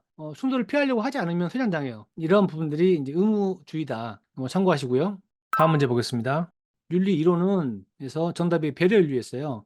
보기 보시면 이제 윤리적 가치를 페미니즘에서 찾고 이성 윤리가 아닌 감성의 윤리, 그리고 후배를 걱정하는 선배의 친절, 그런 격려를 일으키는 상대 선수를 걱정하고 보살피는 행위. 위에 보시면 제가 설명을 해드렸죠. 이러한 부분들이 배려 윤리다. 그래서 정답이 배려 윤리다. 다음도 문제 보겠습니다. 이것도 이제 피파 판단 과정에 영향을 준 윤리 이론 물어본 문제고요. 정답은 3번이었습니다. 윤리적 상대주의 문제였는데요. 자, 축구 연맹에서 히잡 착용을 금지했었는데 그런데 보니까 이러한 부분들이 오히려 종교적 역차별이다. 그래서 오늘날은 히잡을 쓴 이슬람권 여성 선수들 참가를 허용하고 있죠. 이런 부분들이 뭐냐? 정답은 윤리적 상대주의다. 그래서 위에 펴보시면 제가 설명을 해드렸습니다. 참고하시고요. 다음 문제 보겠습니다. 자, 보기의 주장에 나타난 윤리적 관점은 정답이 윤리적 상대주의였어요. 지문이 좀 바뀌었죠? 이제 스포츠 행위의 도덕적 가치는 사회에 따라 또는 사람에 따라 다를 수 있다. 이런 것들이 무엇이냐? 이러한 것들이 3번 윤리적 상대주의다. 그래서 위에 표가, 요약표가 중요한 거죠. 정답을 맞추는 데 있어서. 다음 문제 보겠습니다. 이것도 정답이 의무주의였어요. 위에 요약표, 위에 보시면 요약표에서 계속 나오죠. 자, 축구 경기 비디오 판독에서 심판 B의 판정의 견해를 지지하는 윤리 이론이 무엇이냐? 심판 A가 상대 선수의 부상을 입었지만 퇴장은 가혹했다. 심판이 이제 이 선수는 충돌을 피할 시간이 충분했다. 그런데 피하려고 하지 않았다. 그래서 퇴장이다. 당연하다. 이게 의무주의다. 그래서 의무주의는 충돌 피할 시간이 있으면 충돌 피해야 한다. 그런 의무를 주장하는 부분이 의무주의고요. 그래서 이런 문제가 최근에도 나온다. 자, 이렇게 문제와 함께 배려윤리, 윤리적 상대주의, 의무주의 봤습니다. 이 요약표 있으면 문제 맞출 수 있겠죠? 다음 갑니다.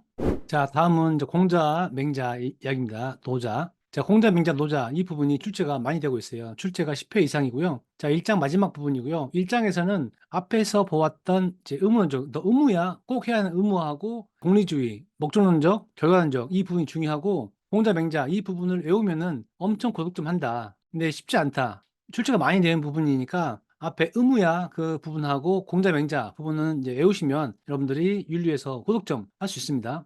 자, 가보겠습니다. 이제 공자 충서, 공자의 충성에서 충서라고 외우시면 되겠습니다. 그 공자는 정명, 이 세 가지가 중요한 키워드고요. 충성에서 충서 하나씩 보겠습니다. 자, 마음의 중심을 잡아, 마음의 중심이죠. 마음의 중심, 충성. 마음의 중심을 잡아 한쪽으로 치우치지 않는 상태를 충이라고 하고, 서는 나와 타인의 마음이 서로 다르지 않다. 배려와 관용, 또 내가 원하지 않는 일을 남에게 하지 말라. 정언명령, 칸트 정언명령 있었죠. 이 부분이 괴를 같이 한다. 선은 정언명령이다. 이렇게 보시면 되겠습니다. 자, 정명은 사회 구성원의 모든 행위가 그 이름 역할에 적합하도록 행해야 한다. 자, 임금은 임금이고 신하는 신하 역할을 해야 한다. 이런 부분이 정명이라고 할 수 있습니다. 다음 맹자 보겠습니다. 자, 맹자는 이제 수호지심과 측은지심이 중요해요. 자, 수호지심, 측은지심이 중요한데, 자, 수호지심, 자신의 잘못을 부끄러워하고 타인 잘못을 미워한다. 이 부분이 수호지심이에요. 그래서 예를 들면 태권도 시합에서 실수를 심판 감점을 선언하지 않았어요. 결국은 승리했지만 부끄러운 마음에 조용히 집으로 갔다. 이러한 부분이 수호지심입니다. 하나 더 예를 들면은 이제 배구 경기에서 자신의 손을 맞고 터치아웃된 공을 심판이 보지 못해서 득점을 했어요. 스스로 부끄러워해. 이런 부분들이 이제 수호지심이다. 자, 측은지심은 남을 불쌍히 여기는 타고난 착한 마음이죠. 농구 경기에서 자신과 부딪혀 부상을 당해서 병원으로 이송되는 상대 선수를 걱정해주는 마음, 이러한 부분들이 측은지심이다. 정리하면은 공자는 위에서 보시면 충성, 정명 이 부분이 공자이고 맹자는 수호지심, 측은지심이다. 다음으로 노자는 이제 자신의 사사로운 욕심을 버리고 본연의 인간성 회복을 주장했습니다. 승리 추구보다 스포츠 자체를 즐길 수 있도록 자기 자신을 낮추고 겸양과 배려할 때 진정한 의미의 스포츠 윤리가 발현된다. 이런 부분들이 이 노자이고요. 상선약수, 노자의 사상입니다. 참고하시고요. 그래서 노자는 그 내면의 윤리성을 중요했습니다. 승리보다는 스포츠를 즐겨야 한다. 이런 부분들이 노자이다. 다음 문제 보겠습니다. 용어가 바르게 제시된 것은 정답이 충서였어요. 자, 공자의 사상이죠. 위에 보시면 공자한테 충성해, 충성해서 충서가 공자다. 문제 보시면 이제 공자의 사상은 이걸로 설명할 수 있다. 충서로 설명할 수 있다. 충은 마음의 중심을 잡아 한쪽으로 치우치지 않는 상태를 의미하고, 선은 나와 타인의 마음이 서로 다르지 않다는 뜻으로 이제 배려와 관용을 나타낸다. 공자는 이제 서에 대해서는 내가 원하지 않는 일을 남에게 하지 마라. 이거를 정한명령으로 규정했다. 이것은 스포츠맨십과 상통한다. 정답은 충서였습니다. 참고하시고요. 다음 문제 보겠습니다. 2021년도 문제인데요. 이제 보기의 기억 니은에 해당하는 유사상으로 다르게 묶인 것은 정답 2번이었어요. 이제 서하고 정명이었습니다. 공자 관련 내기죠. 기억, 공자는 내가 원하지 않는 일을 남에게 하지 말라는 원리를 해서 내가 원하지 않는 것은 타인도 원하지 않을 것이다. 이 동등고려 원리를 이제 스포츠맨십에 바탕으로 뒀습니다. 그래서 스스로 원하지 않는 것을 상대 선수에게 행하지 않는 원리, 이것은 무엇일까요? 그래서 서다.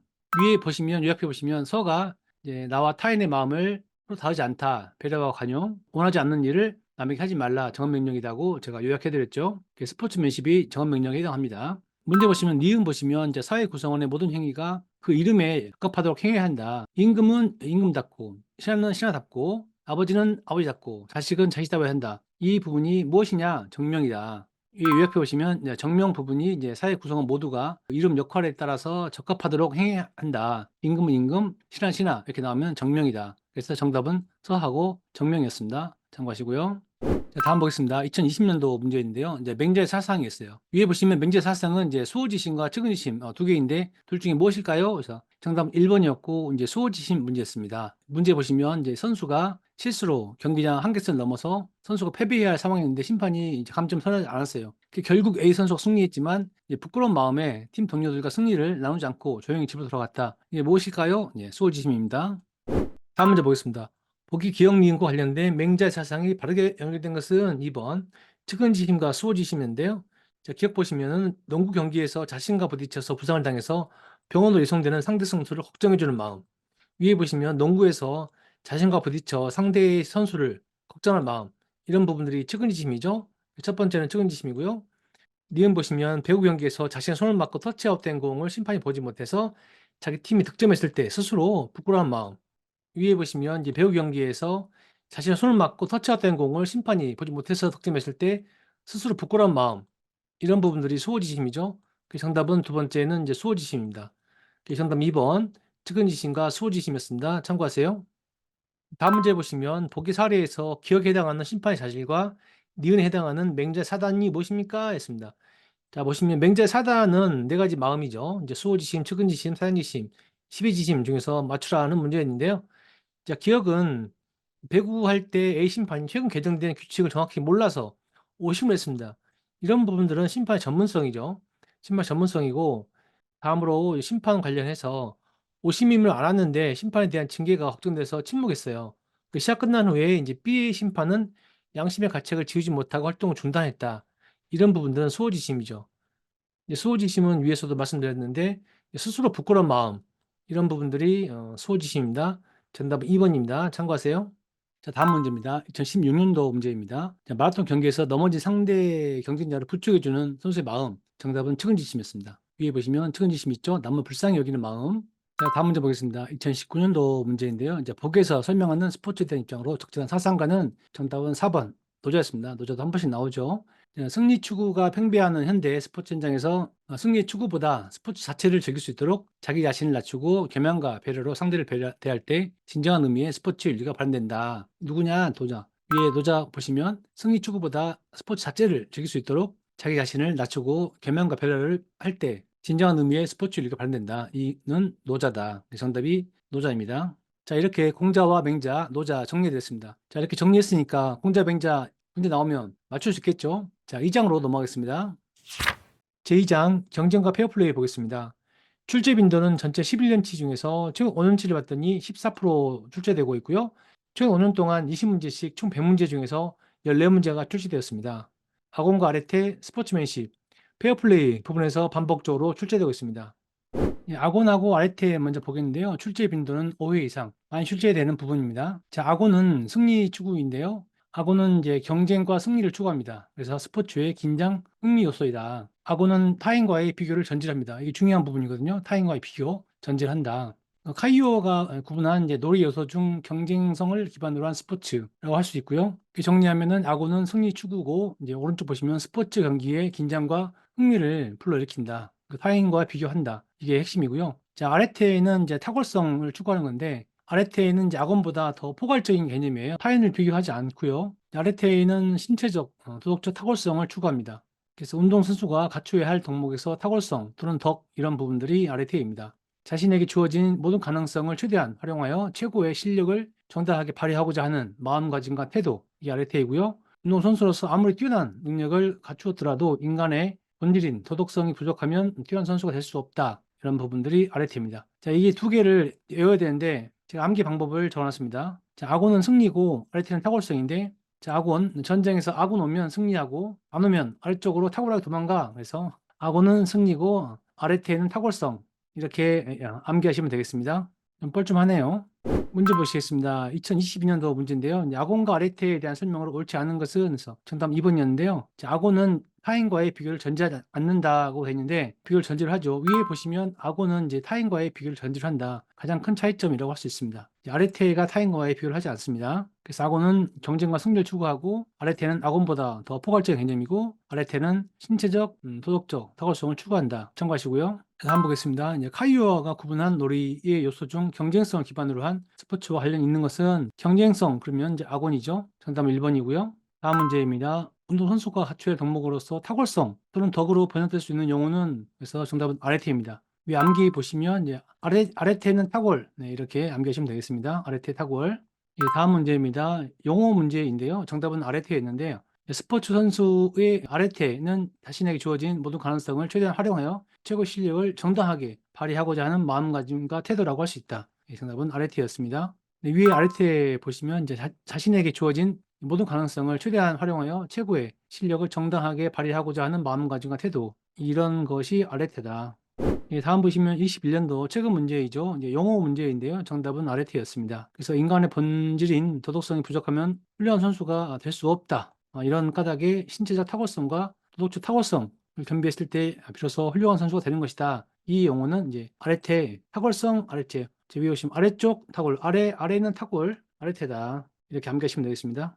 다음 문제입니다. 2020년도 문제인데요. 이제 보기에 기억 니은에 들어갈 용어로 바른 것은 해서 정답은 악원과 아레테였습니다. 스포츠에는 이제 악원적 요소랑 아레테적 요소가 모두 있는 거죠. 그래서 악원적 요소는 경기에 긴장과 흥미를 불러일으킵니다. 위에 옆에 보시면은 이제 악원은 이제 스포츠의 긴장과 흥미를 불러일으키는 요소이다. 문제에서 이제 그렇게 승리만 추구하면은 경쟁심이 과열되고 승리가 절대될 요소가 있다. 그래서 우리가 악원적 요소보다 아레테적 요소를 더욱 중시한다는 얘기고요. 그래서 정답은 악원과 아레테였습니다. 다음 문제 보겠습니다. 스포츠 상황에서 아레테가 갖는 의미와 거리가 먼 것은 정답은 4번이었고요. 이제 상대와의 경쟁을 통한 승리 추구. 그래서 아레테 나오면은 승리 그러면은 악원이죠. 승리는 악원. 악원이면 승리한다 해서. 그래서 아레테가 아닌 거죠. 아레테는 선수의 독성, 지도자의 탁월성, 선수의 최적 기능 수준 이런 부분들이 아레테라고 할 수 있습니다. 자, 이렇게 악원과 아레테를 정리해서 문제까지 같이 보았습니다. 이 요약표 있으면 악원과 아레테 문제 나오면 맞출 수 있겠죠? 다음 갑니다. 다음은 에토스입니다. 에토스. 자, 에토스는 또 그리스 말인데요. 뭐 인격이라고 하는데 제가 볼 때 스포츠에서는 존중으로 표현하는 게 적당한 것 같습니다. 스포츠에서는 존중으로 표현하는 게 적당하다. 보편적 도덕, 이성적 윤리. 예를 들면 축구에서 상대 선수가 이제 부상으로 쓰러졌을 경우에 공을 밖으로 걷어내고 부상자를 돌보는 행위. 이런 부분들이 에토스입니다. 또 야구에서 타자가 맞아서 투수는 이제 모자를 벗어서 미안함을 표현하는 부분들. 이런 부분들이 에토스고요. 농구에서 큰 점수차로 이기고 있을 때에는 작전 타임을 하지 않고 이런 부분들이 다 에토스 부분입니다. 문제 같이 보겠습니다. 2017년도 문제인데요. 자, 괄호 안에 들어갈 용어는 정답은 이제 스포츠 에토스인데요. 축구에서 상대 선수가 부상으로 쓰러졌을 경우에 공을 밖으로 걷어차고 부상자를 돌보는 행위 이런 것을 스포츠 에토스라고 한다. 다음 보겠습니다. 에토스의 실천으로 적정하지 않은 것은 정답 2번인데요. 2번은 이제 배구에서 블로킹 할 때 훈련한 대로 네트에 손이 닿지 않도록 주의를 기울였다. 이건 에토스랑은 좀 무관하죠. 훈련 연습이라고 볼 수 있고요. 자, 에토스는 축구에서 상대 선수가 부상으로 쓰러져 걱정되는 마음, 또 야구에서 투수가 상대팀 타자에 맞아서 투수는 모자를 벗고 타자에게 미안함을 표현한 부분들, 농구에서 이제 큰 점차로 이기고 있을 때 감독은 상대를 배려하는 마음으로 작전 타임 풀지 않았다. 이런 부분들이 에토스라고 할 수 있습니다. 다음으로 일회성 문제인데요. 2015년도에 한번 나왔었는데 알레아 한번 나왔습니다. 알레아. 스포츠 윤리랑 관련 없는 것. 그래서 알레아는 이제 아무 노력 없이 행운을 얻고자 하는 것. 한번 갑자기 한번 나왔었고요. 다음 문제 보겠습니다. 앞에 문제랑 비슷하게 윤리적 규범 관련 없는 것. 그래서 정답은 스포츠 딜레마였습니다. 관련이 있는 것은 이제 페어플레이, 스포츠 에토스, 스포츠퍼슨십은 이제 스포츠맨십이랑 같은 말이라고 보시면 되겠습니다. 정답이 나온 게 스포츠 딜레마인데, 스포츠 딜레마는 뭔가 선택에 좀 어려움이 있는 거죠. 근데 이거는 주로 규칙을 준수하지 않고 반칙하는 이제 그런 케이스입니다. 예를 들면은 이제 경고 세탁이 있어요. 경고 세탁은 이제 우리 축구에서 경고 한 장 받고 또 두 장 받으면 그 다음 경기에 못 나오는 경우거든요. 근데 그 다음 말고 그 다음 경기가 엄청 중요할 때 이제 고의로 반칙해서 경고를 받아가지고 다음 경기 결장을 하고 그 다음 경기에 나가고 이렇게 하는 그런 딜레마 같은 상황들, 이런 것들이 이제 스포츠 딜레마입니다. 윤리랑 이제 관련이 없는 문제라서 스포츠 딜레마가 한번 나왔었고요. 다음 문제 보겠습니다. 갑자기 이제 아크라시아가 한번 나왔어요. 보기의 사례로 나타나는 품성으로서 스포츠인이 견장하지 않는 것은, 그래서 보기에 있는 말이 이제 아크라시아인데요. 경기 규칙의 위반은 이제 옳지 않음을 알면서도 이제 불공정한 파울을 하는 거, 또 도핑이 그릇된 일이라는 것을 알고 있지만 뭐 기록 갱신과 승리를 위해서 도핑을 강행한다. 이런 것들이 이제 아크라시아라고 할 수 있습니다. 참고하시고요. 자, 이렇게 해서 에토스 관련 내용들 요약표랑 같이 문제 살펴봤습니다. 자, 이 요약표 있으면 에토스 문제 나오면 맞출 수 있겠죠? 자, 다음은 스포츠맨십, 페어플레이 부분인데요. 출제 빈도가 10번 이상 굉장히 많이 나왔어요. 어렵진 않은데 이 내용을 좀 알고 있어야 됩니다. 자, 스포츠맨십과 페어플레이를 뭐 비교하는 그런 부분들은 안 나왔고, 스포츠맨십인가 페어플레이인가 이렇게 묻는 문제가 나왔거든요. 문제를 먼저 같이 보겠습니다. 2023년도 재작년 문제인데요. 이 박스 안에 보면은 가장 밖에 있는 게 이제 스포츠맨십이고, 그 안에 있는 게 페어플레이고, 그 안에 있는 게 규칙 준수고, 스포츠맨십이 가장 큰 범위이고 그 안에 페어플레이가 있다. 이런 개념을 가지고 먼저 이해하시면 되겠습니다. 위에 천천히 볼 텐데요. 스포츠맨십, 페어플레이를 포함해서 가장 포괄적인 도덕 규범입니다. 스포츠에서 가장 포괄적인 규범 그러면 스포츠맨십입니다. 그래서 상대를 존중하고 최선, 공정성을 포함한 그 스포츠 참가자가 마땅히 따라야 할 준칙과 태도, 아낌없는 순수한 경쟁, 패배에 대한 겸허한 수용, 승자에 대한 아낌없는 박수, 적극적인 도덕적 마음가짐, 이런 부분이 스포츠맨십이다. 핵심은 가장 포괄적이다. 오른쪽 보시면 가장 포괄적인 도덕 규범이다. 상대를 존중하고 최선, 공정, 이런 게 스포츠맨십이다. 자, 페어플레이는 스포츠맨십 안에 있는 그런 개념인데요. 오늘날의 스포츠의 보편적 윤리예요. 그래서 경기에 임하는 도덕적 태도, 규칙 준수, 상대 존중, 패자 앞에서 과도한 승리나 세레모니는 페어플레이를 위반한 겁니다. 그래서 요약하면은 페어플레이는 보편적인 윤리고 도덕적 태도, 규칙 준수, 경쟁자에 대한 배려, 이런 것들을 페어플레이라고 할 수 있습니다. 그래서 문제 다시 보면은 스포츠 윤리 규범에서 이제 기억, 니은, 디귿을 물어봤는데요. 정답은 이제 기억이 스포츠맨십, 페어플레이, 규칙 준수였습니다.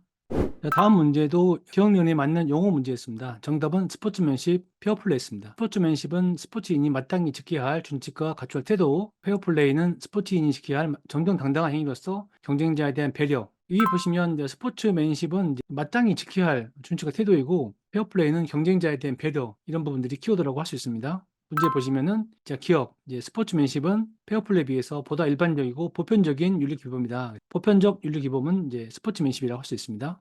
다음 문제도 스포츠의 가장 포괄적인 도덕 규범은 스포츠맨십이다.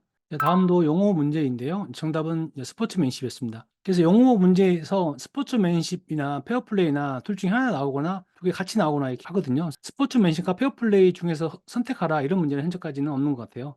보기 보시면 이제 상대 존중, 최선, 공정성, 스포츠 참가자가 마땅히 따라야 할 준칙과 태도, 이러면 이제 스포츠맨십이라고 선택하면 되겠습니다.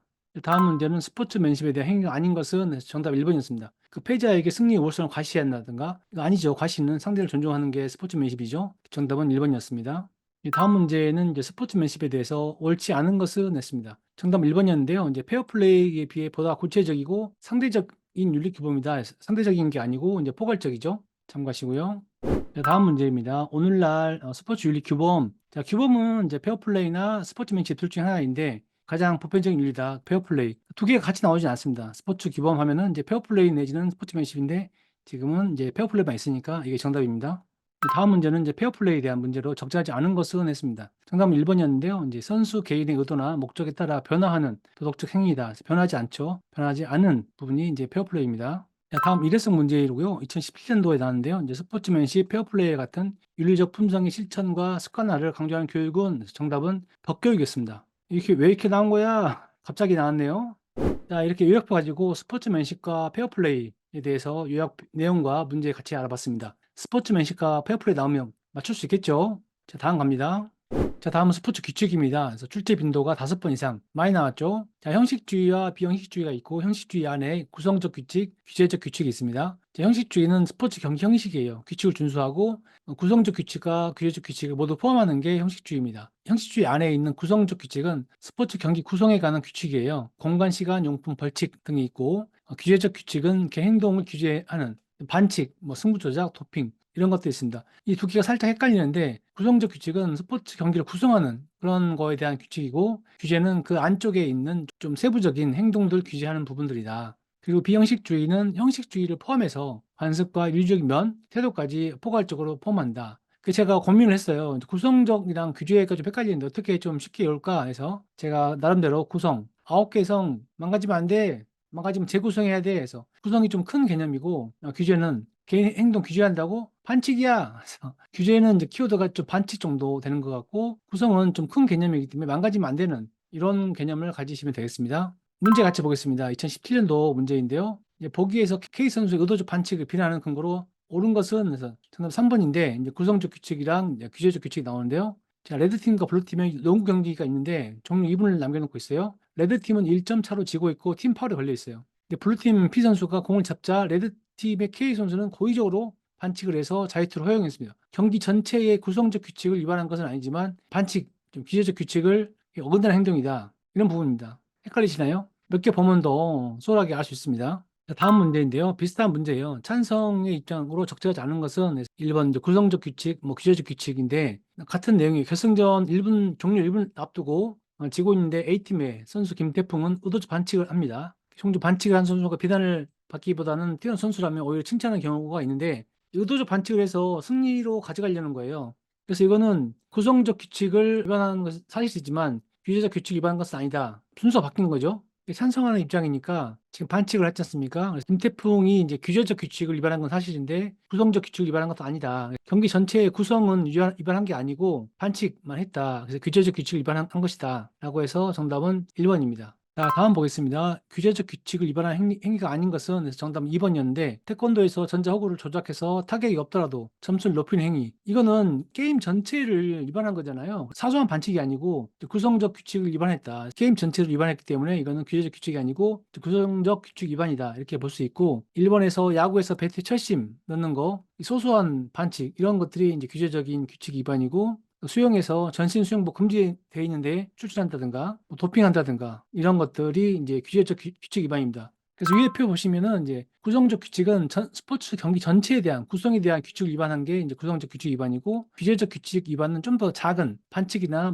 도핑 경기 전체를 바꿀 만한 그런 게 아닌 약간 작은 개념이다. 이렇게 구분하시면 되겠습니다. 자, 다음 문제로 이제 비형식주의에 대한 설명을 적절한 것은 4번이었어요. 이제 공동 개념을 규칙의 준수보다 더 포괄적으로 적용할 것을 제한한다. 더 포괄적인 게 비형식주의죠. 형식주의를 포함하니까. 그 형식주의는 이제 명확한 판정 기준, 규제적 규칙의 준수, 구성적 규칙과 규제적 규칙을 준수해야 된다. 이러한 것들이 이제 형식주의다. 예, 다음 문제로 형식주의에 대한 설명을 옳은 것은 했습니다. 정답은 2번이었어요. 공정성은 이제 구성적 규칙과 규제적 규칙을 모두 준수하면 실현된다. 형식주의. 위에 보시면 형식주의가 이제 구성적 규칙과 규제적 규칙 이 두 개를 다 하면은 된다는 얘기고요. 문제에서 보시면은 이제 비형식주의는 관습이라든가 더 포괄적이죠. 더 포괄적인 또 관습 이런 것들이 이제 비형식주의다. 이렇게 참고하시면 되겠습니다. 다음 문제 보겠습니다. 현존과 수연의 공정시합에 대한 관점 바르게 연결된 것은 해서 정답은 형식주의랑 비형식주의인데요. 보겠습니다. 현존 승부 조작 가지고 경기 규칙을 위반하지 않으면 괜찮은 거 아니야? 이렇게 형식만 지키면 되는 거 아니야? 이러한 부분들이 형식주의고요. 수연은 아니야. 스포츠의 역사적 사회적 보편성, 정당성 이런 것도 해야 되고 승부 조작은 추구해서도 안 되고 용인되어서는 절대 안 돼. 위에 보시면 표 보시면 비형식주의가 형식주의랑 관습 윤리적 면까지 다 포괄하는 거잖아요. 형식주의랑 관습이라든가 이런 걸 다 포괄하는 게 비형식주의거든요. 문제 보시면은 이제 현주는 승부 조작에 관련돼서 규칙만 얘기하고 있기 때문에 형식주의인 거고 수혜는 이제 스포츠 역사적, 사회적 보편성 이런 것 하고 추가적으로 승부 조작도 안 돼. 이렇게 두 개 다 하기 때문에 비형식주의입니다. 헷갈리죠? 하여튼 형식주의랑 비형식주의 요즘에도 계속 나오고 있습니다. 다음 일회성 문제인데요. 2015년도에 스포츠에서 형식적 공정 유지에 가장 필요한 것은 규칙이다. 2021년도에 스포츠 규칙의 원리로 적절하지 않은 것은 편파성. 편파성 있으면 안 되겠죠. 규칙의 원리는 이제 임의성, 가변성, 제도화, 공평성 이런 것을 들 수 있겠습니다. 자, 이렇게 스포츠 규칙에 대해서 형식주의, 구성적 규칙, 규제적 규칙, 비형식주의, 요약표 가지고 문제 같이 봤습니다. 형식주의, 비형식주의 문제 나오면 맞출 수 있겠죠? 자, 다음 가겠습니다. 네, 반칙 보겠습니다. 반칙은 이제 구성에 관한 반칙, 규제에 관한 반칙으로 해서요. 이제 의도적이냐, 비의도적으로 해서 분류할 수 있는데요. 의도적 구성 반칙은 동기 목표가 뚜렷하고요. 스포츠의 본질적인 성격을 부정한 의미로 해석될 수 있습니다. 의도적 구성 반칙에는 실격이나 몰수패, 출전 정지, 영구 제명 등의 처벌이 따릅니다. 이 구성 반칙에서 의도적이 아니면 이제 비의도적이라고 볼 수 있고요. 이제 구성 반칙이 스포츠 본질적인 좀 큰 개념이면은 이제 규제 반칙은 좀 작은 개념이라고 볼 수 있는데요. 의도적 규제 반칙 보시면은 스포츠 종목에 따라서 적용되는 이제 규칙의 개인 행동 규제 이런 부분이죠. 의도적으로 스포츠 규칙을 위반하는 부분입니다. 의도하지 않았으면 이제 비의도적 규제 반칙을 합니다. 전체적으로 보시면은 이제 구성 반칙은 이제 스포츠 구성에 관한 본질적인 성격을 부정하는 반칙이고요. 이제 규제 반칙 쪽은 스포츠 종목별 규제사항 반칙이라고 볼 수 있습니다. 참고하세요. 문제 보겠습니다. 보기 설명에 해당하는 반칙의 유형이 무엇입니까? 1번 의도적 구성 반칙인데요. 동기 목표가 뚜렷하고 스포츠 본질적인 성격이고요. 실적 모습회, 출전 정지, 영구 제명 등의 처벌. 이런 부분들이 의도적 구성 반칙이라고 여기서 말씀드렸죠. 정답은 1번 의도적 구성 반칙입니다. 다음 문제 보시면 보기 설명에 해당하는 반칙이 무엇입니까? 3번 의도적 규제 반칙인데요. 농구에서 시간이 얼마 없는데 팀파울에 걸려 있어요. 그래서 A팀 선수가 B팀 선수에게 반칙을 해가지고 자유투를 유도한 다음에 공격권을 가져오려고 한다. 이런 부분들이 의도적 규제 반칙입니다. 정답은 3번 의도적 규제 반칙입니다. 참고하시고요. 다음 문제 보겠습니다. 놀랜드가 분류한 규칙 위반 유형의 연결 사례를 옳지 않은 것은 4번에서 다 맞음 처리됐습니다. 4번에서 비의도적 규제 규칙 위반해서 농구할 때 상대 수비에 입하는 과정에서 의도치 않게 세간을 걷고 슛 해서 쏘았다. 농구 규칙 위반이죠. 이 부분이 구성 규칙 위반이다. 규제 규칙 위반이다. 논란이 도 많고 다른 문제도 좀 논란이 있어가지고 결론적으로 다 맞음 처리됐습니다. 참고하세요. 다음 문제 보시면 하무라비 법전의 탈리오 법칙이 정확하게 적용된 상황은 3번 탈리오 법칙을 알아야 맞출 수 있는 문제였습니다. 탈리오 법칙은 이제 무제한의 복수 대신에 동일 수준의 보복을 하는 고대 국가 법 체계인데요. 3번 보시면 야구 경기에서 빈볼을 맞게 되면은 상대 팀에게도 동일한 빈볼을 던져서 보복한다. 이 부분이 탈리오 법칙입니다.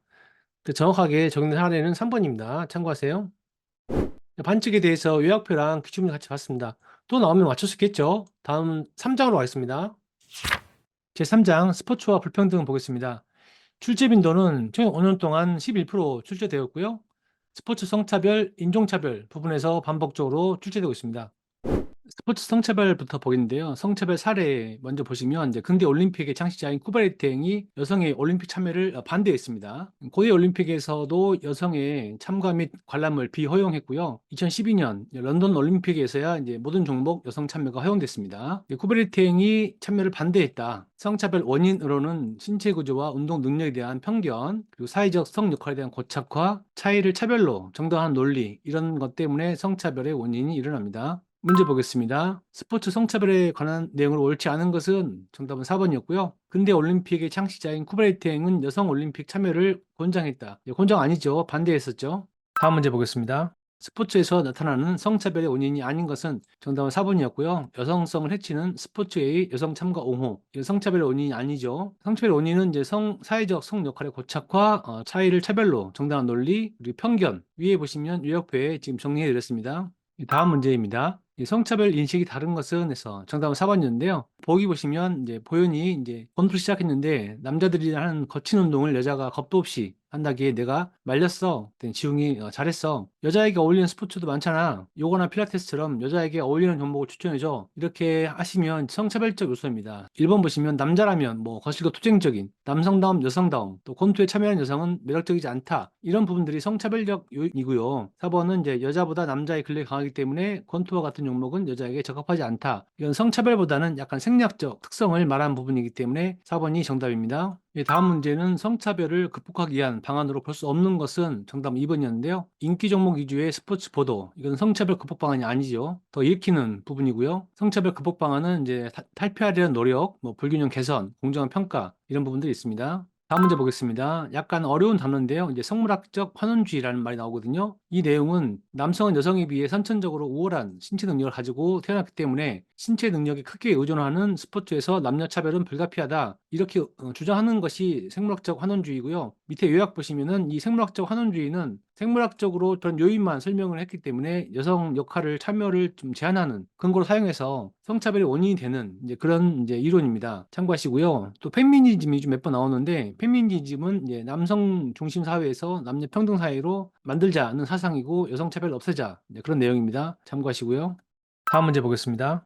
스포츠에서 여성에 대한 차별이 발생하거나 심화하는 원인으로 볼 수 없는 것은 정답은 4번이었고요. 여성 참정권. 이건 심화 원인이 아니고 여성 참여 증대하는 부분이죠. 이 참여가 이제 발생하거나 심화되는 원인으로는 앞에 설명했던 이제 생물학적 환원주의, 남녀 운동 차별 능력, 남성 문화에 기반한 그런 스포츠 이런 것들로 스포츠에서 여성에 대한 차별이 발생하거나 심화되는 원인으로 볼 수 있습니다. 자, 이렇게 성차별에 대한 내용을 요약해 드렸습니다. 문제 같이 봤고요. 요약표 있으면 문제 맞출 수 있겠죠? 자, 다음 가겠습니다. 다음은 스포츠 인종차별인데요. 출제 빈도가 좀 많이 나왔습니다. 설명을 좀 더 자세히 드릴 텐데요. 과거에 유색 인종과 흑인 선수에 대한 스포츠 참여 제한이 있었죠. 흑인 선수는 천부적 재능이 있고 백인 선수는 후천적 노력이 이런 평가를 하고 하는데 이 자체가 인종차별적 요소다. 인종별 차이는 절대적이지 않다. 이러한 게 맞는 거고요. 1968년 멕시코 올림픽에서 육상에 검은 장갑, 검은 양말로 인종차별을 정하는 사건이 있었습니다. 그 토미 스미스가 1등했고 존 카를로스가 3등했는데 관련 사진을 좀 보겠습니다. 굉장히 유명한 사건이에요. 그래서 1등하고 3등이 이제 검은 장갑을 끼고 흑인 인종차별에 저항하는 세레모니고요. 굉장히 유명한 사건입니다. 장갑이 한쪽밖에 없어서 한쪽씩 꼈던 그런 비하인드 스토리도 있습니다. 그리고 시상식에서 이제 신발을 신지 않고 양말을 그냥 신었어요. 그래서 신발 신지 않고 검은 양말만 신어서 흑인에 대한 인종차별에 대해서 저항을 했습니다. 이 다음은 이제 아파르테이트인데요. 이 남아프리카 공화국에서 1960년대까지 백인 선수만 올림픽에 참가하게 하고 인종차별적 요소를 담은 정책이에요. 이 정책을 수행하니까 그 올림픽이라든가 피파에서 야 남아프리카 공화국 참가 못해 막 그렇게 압력을 주니까 결론적으로는 아파르테이트 정책이 폐지됐어요. 그래서 스포츠가 인종차별에 기여한 굉장히 큰 사건입니다. 그래서 이게 좀 시험에 나왔었고요. 밑에 보시면 인종차별 극복 사례로는 인종을 초월한 실력으로 경쟁하는 부분, 인종에 대한 편견 해소, 그리고 차별철폐의 이념과 방법론 등이 인종차별을 극복하는 요소입니다. 자, 이렇게 정리 한번 하고 문제 보겠습니다. 다음 문제 보겠습니다. 기억 디귿에 들어갈 용어 문제인데 정답은 인종, 인종주의, 인종차별이었습니다. 정리를 깔끔하게 해놨네요. 자, 첫 번째가 인종인데 생물학적, 형태학적 특징에 따라 분류된 인간 집단, 이게 인종이죠. 다음은 인종주의인데요. 특정 종목에 유리하거나 이제 불리한 인종이 실제로 존재한다는 사고방식, 이 인종주의죠. 자, 인종차별은 선수의 능력 차이를 특정 인종의 우월이나 열등으로 과장하여 차등을 조정하는 것, 이게 인종차별이죠. 정답은 인종, 인종주의, 인종차별 1번이었습니다. 자, 다음 문제 보겠습니다. 이제 보기에 대하여서 나타나는 스포츠 차별은 영은이 저 백인 선수는 성공하기 위해서 많은 노력과 땀을 흘리고 끝없는 자기 관리와 투지 이런 얘기를 하니까 또 영은은 또 흑인 선수가 구사할 수 있는 기술은 누구도 가르칠 수 없는 묘기야. 그래서 상현이 천부적인 재능이야. 이렇게 백인과 흑인에 대해서 뭔가 편견을 가지고 있는 게 인종차별입니다. 참고하시고요. 다음 문제 보겠습니다. 인종차별에 대한 설명으로 볼 수 없는 것은 3번이었고요. 정답 아닌 거 보면은 이제 그 남아프리카 공화국에서 백인 선수만 올림픽에 참가했던 부분들, 흑인 선수는 이제 경기력은 발생학적이고 백인 선수는 후천적 노력의 결과다. 흑인 선수는 수영 종목에 적합하지 않은 신체 조건을 가지고 있다. 이런 부분들이 인종차별적인 요소이고요. 정답으로 나왔던 스포츠에서 인종 간 승패 여부는 이제 민족적, 생물학적 의미를 가지지 않는다. 이런 게 인종차별이 아닌 거죠. 다음 문제입니다. 다음 문제는 질문이 좀 긴데요. 약 좀 어려운 문제였어요. 자, 보기 대화에서 스포츠에서 차별에 대한 설명으로 적절한 것은 아나운서 A가 A 선수에 대해서 파워와 스피드 얘기하니까 해설위원이 A 선수는 흑인 특유의 탄력과 유연성이 있다. 그러니까 아나운서가 B 선수는 어떤가요? 그랬더니 해설위원이 B 선수는 백인으로 장점인 냉철한 판단력을 가지고 있어요. 그래서 전체적으로 이제 흑인과 백인에 대한 얘기가 있고요. 그 4번이 이제 피부색에 대한 정신적, 신체적 능력 차이는 들떠있지 않다. 해서 이제 복이랑 비슷한 이제 피부 백인 차별 내용이 설명이 있고 1번은 단일 민족 얘기 여성 스포츠에서 보기 질문과 약간 고려가 있어서 정답이 4번이라고 했는데 문제가 살짝 좋지는 않은 것 같아요. 다음 문제입니다. 괄호에 들어갈 영어 문제인데요. 정답은 인종차별이었는데요. 68년도 멕시코 올림픽에서 육상 경기에서 미국의 토미 스미스와 존 카를로스가 시상식에서 검은 장갑, 검은 양말 등으로 인종차별에 대한 저항을 표현했다. 보기에서 제가 사진과 함께 자세히 얘기했던 내용입니다. 참고하시고요. 예, 다음 문제는 인종차별 극복 방안이 아닌 것은 해서 4번이죠. 국수주의적 이념으로 전환. 국수주의적이라는 게 우리나라만 좋고 다른 나라는 배척하는 인종차별적인 요소인 거죠. 그래서 이건 극복 방안이 아닌 거고 실력으로 경쟁, 뭐 편견 해소, 뭐 차별 철폐 이런 것들이 극복 방안이 되겠습니다. 다음 문제 보겠습니다. 인종차별에 대한 설명을 적절하지 않은 것은 정답 1번이었습니다. 향상을 위한 우수한 외국 선수를 귀화시키기도 한다. 이건 인종차별이 아닌 거죠. 그래서 정답은 1번이었습니다. 다음 문제 보겠습니다. 인종차별과 관련된 사례로 맞지 않는 것은 2번이었습니다. 1948년 런던 올림픽 경기 대회에서 독일과 일본 선수의 참가를 불허했다. 이 부분은 인종차별이 아니고 2차 세계대전 전범국으로 제한한 부분이거든요. 인종차별 사례가 아니기 때문에 정답은 2번이었습니다. 나머지는 인종차별 사례입니다. 참고하시고요. 자, 이렇게 스포츠 인종차별에 대해서 알아봤습니다. 이렇게 요약해드리고 문제 같이 봤는데요. 이 요약 뵀으면 문제 맞출 수 있겠죠? 다음 가겠습니다. 다음은 스포츠 장애 차별입니다. 출제가 몇 번 나왔습니다. 장애 차별 사례는 장애로 인해 스포츠 참여 권리, 기회를 비장애인과 동등하게 누리지 못하는 불평등, 이게 장애 차별인 거죠. 그 장애인 제한, 배제, 분리, 거부, 요 네 개가 시험에 한번 나왔습니다. 장애인 기본권 침해다. 장애 차별 극복을 위해서는 장애인이 원하는 장소와 시간을 확보하고 기회를 제공해야 된다. 활동에 필요한 장비하고 기구, 재정적인 지원의 확보가 필요하다. 이런 부분을 요약해 드렸고요. 이거 가지고 문제 같이 보겠습니다. 네, 다음 문제 보시면 2021년도 장애차별 없는 스포츠의 조건에 해당하지 않는 것은 그래서 정답은 2번이었는데요. 예, 대회 참여와 종목 선택은 감독에게 맡긴다. 네, 감독에게 맡기면 안 되겠죠. 선수가 선택해야 되겠죠. 네, 그래서 이거는 스포츠 조건에 해당하지 않아서 정답이었습니다. 다음 문제 보겠습니다. 장애인의 스포츠권에 대한 설명을 옳지 않은 것은 정답 2번이었는데요. 우리나라에서는 장애인이 체육에 참여할 권리에 관한 규정이 아직 마련되어 있지 않다. 마련되어 있습니다. 그래서 이것은 옳지 않은 것이기 때문에 정답이었습니다. 다음 문제 보겠습니다. 이제 보기에 있는 용어 문제인데요. 정답이 이제 제한, 배제, 분리, 거부. 제가 위에서 시험 나왔다고 했었죠. 스포츠에서 장애 차별이란 장애로 인해 스포츠 참여의 권리와 기회를 그 비장애인과 동등하게 누리지 못하는 불평등을 말한다. 장애를 이유로 스포츠 참여를 원하는 장애에 대한 제한, 배제, 분리, 거부는 이제 기본권의 침해에 해당한다라고 위에서 정리 한번 해드렸습니다. 다음 문제 보겠습니다. 보기에서 장애차별 개선을 위한 스포츠 실천의 조건만을 고른 것은 4번. 디귿 니은인데요. 두 개가 맞고 두 개 틀린 거였습니다. 맞는 거 먼저 보시면 디귿 활동 장비와 기구에 대한 재정적인 지원을 확보해야 된다. 맞죠? 다양한 사람과의 관계를 통해서 사회성, 한 명의 길을 제공한다. 맞는 말이었고요. 기억과 니은이 틀린 건데요. 참여 종목과 대회는 지도자의 결정에 맡겨야 된다. 지도자 결정하면 안 되고 장애인이 결정하거나 또 제한이 없도록 해야 되겠죠? 님 보시면 비장애인과 분리할 수 있는 수업을 하는 것을 원칙으로 한다. 그렇지 않죠. 분리하면 안 되고 비장애인과 함께 통합 수업을 해야 되겠습니다. 틀린 것은 기억 니은이고요. 맞는 것은 디귿 니은이서 정답은 4번이었습니다. 참고하세요. 다음 보시면 타이틀 라인에 따른 스포츠계의 변화로 가장 적절한 것은 3번이었습니다. 학교 스포츠 프로그램에서 의도적인 성차별 발생 시 재정 견해 제한 맞는 부분이었습니다. 타이틀 라인은 미국 학교 내에서 성차별을 금지하는 법이죠. 위반할 때 재정 지원을 제한하는 이 부분이 맞는 부분이고요. 타이틀 라인이 제정되어서 여학생의 스포츠 참여 기회가 확대됐죠. 참고하세요. 다음 문제 보겠습니다. 트랜스젠더 여성의 여성 스포츠 참여에 대한 설명인데요. 이를 지지하는 견해의 근거가 아닌 것은 4번이었습니다. 즉 IOC는 우리 외과적 수술을 받지 않더라도 우리 트랜스젠더 여성이 출전할 수 있도록 하는 부분이 통과되었었죠. 이런 부분들은 이제 양성평등을 지향하고 그 트랜스젠더의 여성의 스포츠 접근권을 좀 우선하는 부분들, 그 트랜스젠더에 대한 차별과 배려가 아닌 관용과 포용의 정책 이런 부분이 지지하는 부분이고요. 4번 보시면 이제 트랜스젠더 여성 선수가 불공평한 이득을 가져 스포츠 본연의 의미가 변화한다. 이 부분 지지하는 견해가 아니고 반대 견해죠. 그래서 지지하는 견해가 아닌 것은 정답은 4번입니다. 참고하세요. 네, 이렇게 스포츠 장애 차별에 대해서 요약해드리고 문제 같이 살펴봤습니다. 문제 나오면 맞출 수 있겠죠? 자, 다음 가겠습니다. 제4장 스포츠에서 환경과 동물 윤리입니다. 출제 빈도는 전 5년 동안 6% 출제되었고요.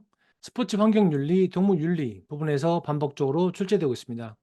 네, 스포츠 환경 보기인데요. 환경을 여러 가지로 좀 구분해 놨습니다. 스포츠와 환경이 상호 공존이지만 서로 위협하는 관계로 될 수 있다. 이제 환경을 위협하는 스포츠는 이제 골프, 스키 이런 것들이 환경을 위협하죠. 근데 두 번째 또 밑에 보시면 이제 스포츠가 위협하는 환경도 있어요. 이제 공기 오염이라든가 수질 오염 이런 것들이 스포츠를 위협합니다. 이렇게 두 개 다 서로 위협적인 요소가 있다. 환경 구분은 이제 부올레라는 학자는 이제 스포츠 환경을 이제 순수 환경, 개발 환경, 시설 환경을 구분했고 이 중에서 개발 환경인 것은 이제 골프, 야구, 테니스 이런 것들이 있다고 정리했습니다. 먼저 보겠습니다. 부올레는 스포츠와 자연의 관계를 기준으로 스포츠 환경을 순수 환경, 개발 환경, 시설 환경으로 구분했는데요. 이 중 개발 환경에 해당하는 스포츠가 무엇입니까? 골프, 야구, 테니스죠. 위에 보시면은 이제 부월의 환경에서 개발 환경 스포츠는 골프와 테니스라고 말씀드렸습니다. 정답은 3번입니다. 참고하세요. 다음 문제 보겠습니다. 이제 부월에가 불리한 스포츠 환경이 아닌 것은 3번이었습니다. 가상 환경이 아니었죠. 가상 환경은 이제 부월에가 불리한 스포츠 환경이 아니고요. 이제 부월에가 불리한 환경은 순수 개발 시설 이렇게 세 가지입니다. 참고하세요. 이제 다음 문제 보겠습니다. 보기의 대화에서 스포츠와 환경 윤리에 대한 견해가 다른 사람은 그래서 정답은 4번이었는데 지형이 좀 달랐죠. 자, 우주는 이제 나는 스키가 좋아. 경태는 나는 서핑이 좋아. 관우는 나는 동물과 함께 승마가 좋아. 이렇게 실외 환경이고요. 지형은 나는 그 실내 운동이 좋아. 그래서 지형만 실내 환경 개발이기 때문에 지형이 정답이었습니다. 자, 다음 보겠습니다. 이제 환경단체 입장에서 주장을 고르시오인데 정답은 4번이었는데요. 디귿리을. 자, 문제 보겠습니다. 이제 평창 올림픽 건립하는데 환경단체가 반대를 하는 거죠. 이제 산림 보호 구역이다. 산림의 가치를 보호하자. 환경단체의 입장을 나에서 고르시오인데 디귿과 리을이 정답입니다. 그래서 인간을 소중히 여기는 마음으로 자연환경도 소중히 대한다. 이런 환경단체 입장. 인간도 생태계 구성원으로 보는 생태 공동체 의식을 기른다. 그래서 두 개가 정답이었고요. 정답 아닌 거 잠깐 보면은 이제 경제학을 추구한다. 뭐 인간의 사용 가치에 비례해서 자연의 가치가 평가한다. 이건 환경단체 얘기가 아니었기 때문에 정답은 디귿 리을이었습니다. 다음 문제 보겠습니다. 지속 가능한 스포츠 발전을 위한 노력으로 옳지 않은 것은 정답 4번이었는데요. 오염되지 않은 자연환경을 스포츠 공간으로 활용하자. 이거는 이제 자연환경을 파괴하는 거죠. 그래서 지속 가능한 스포츠 발전이 아니고요. 지속 가능한 스포츠 발전은 이제 쓰레기를 줄이고 뭐 생태계에 미치는 영향을 최소화하고 에너지 소비를 최소화하고 이런 것들이 지속 가능한 스포츠 발전이죠.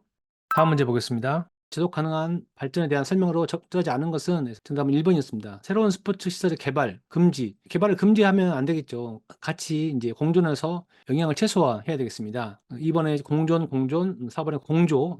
이런 것들은 이제 지속 가능한 발전에 관한 부분이고 뭐 개발을 금지하자 이러면 안 되겠죠. 서로 공존하고 영향을 최소화해야 되겠습니다. 자, 이렇게 스포츠 환경에 대해서 정리하고 문제 같이 봤습니다. 스포츠 환경 문제 나오면 맞출 수 있겠죠? 다음 가겠습니다.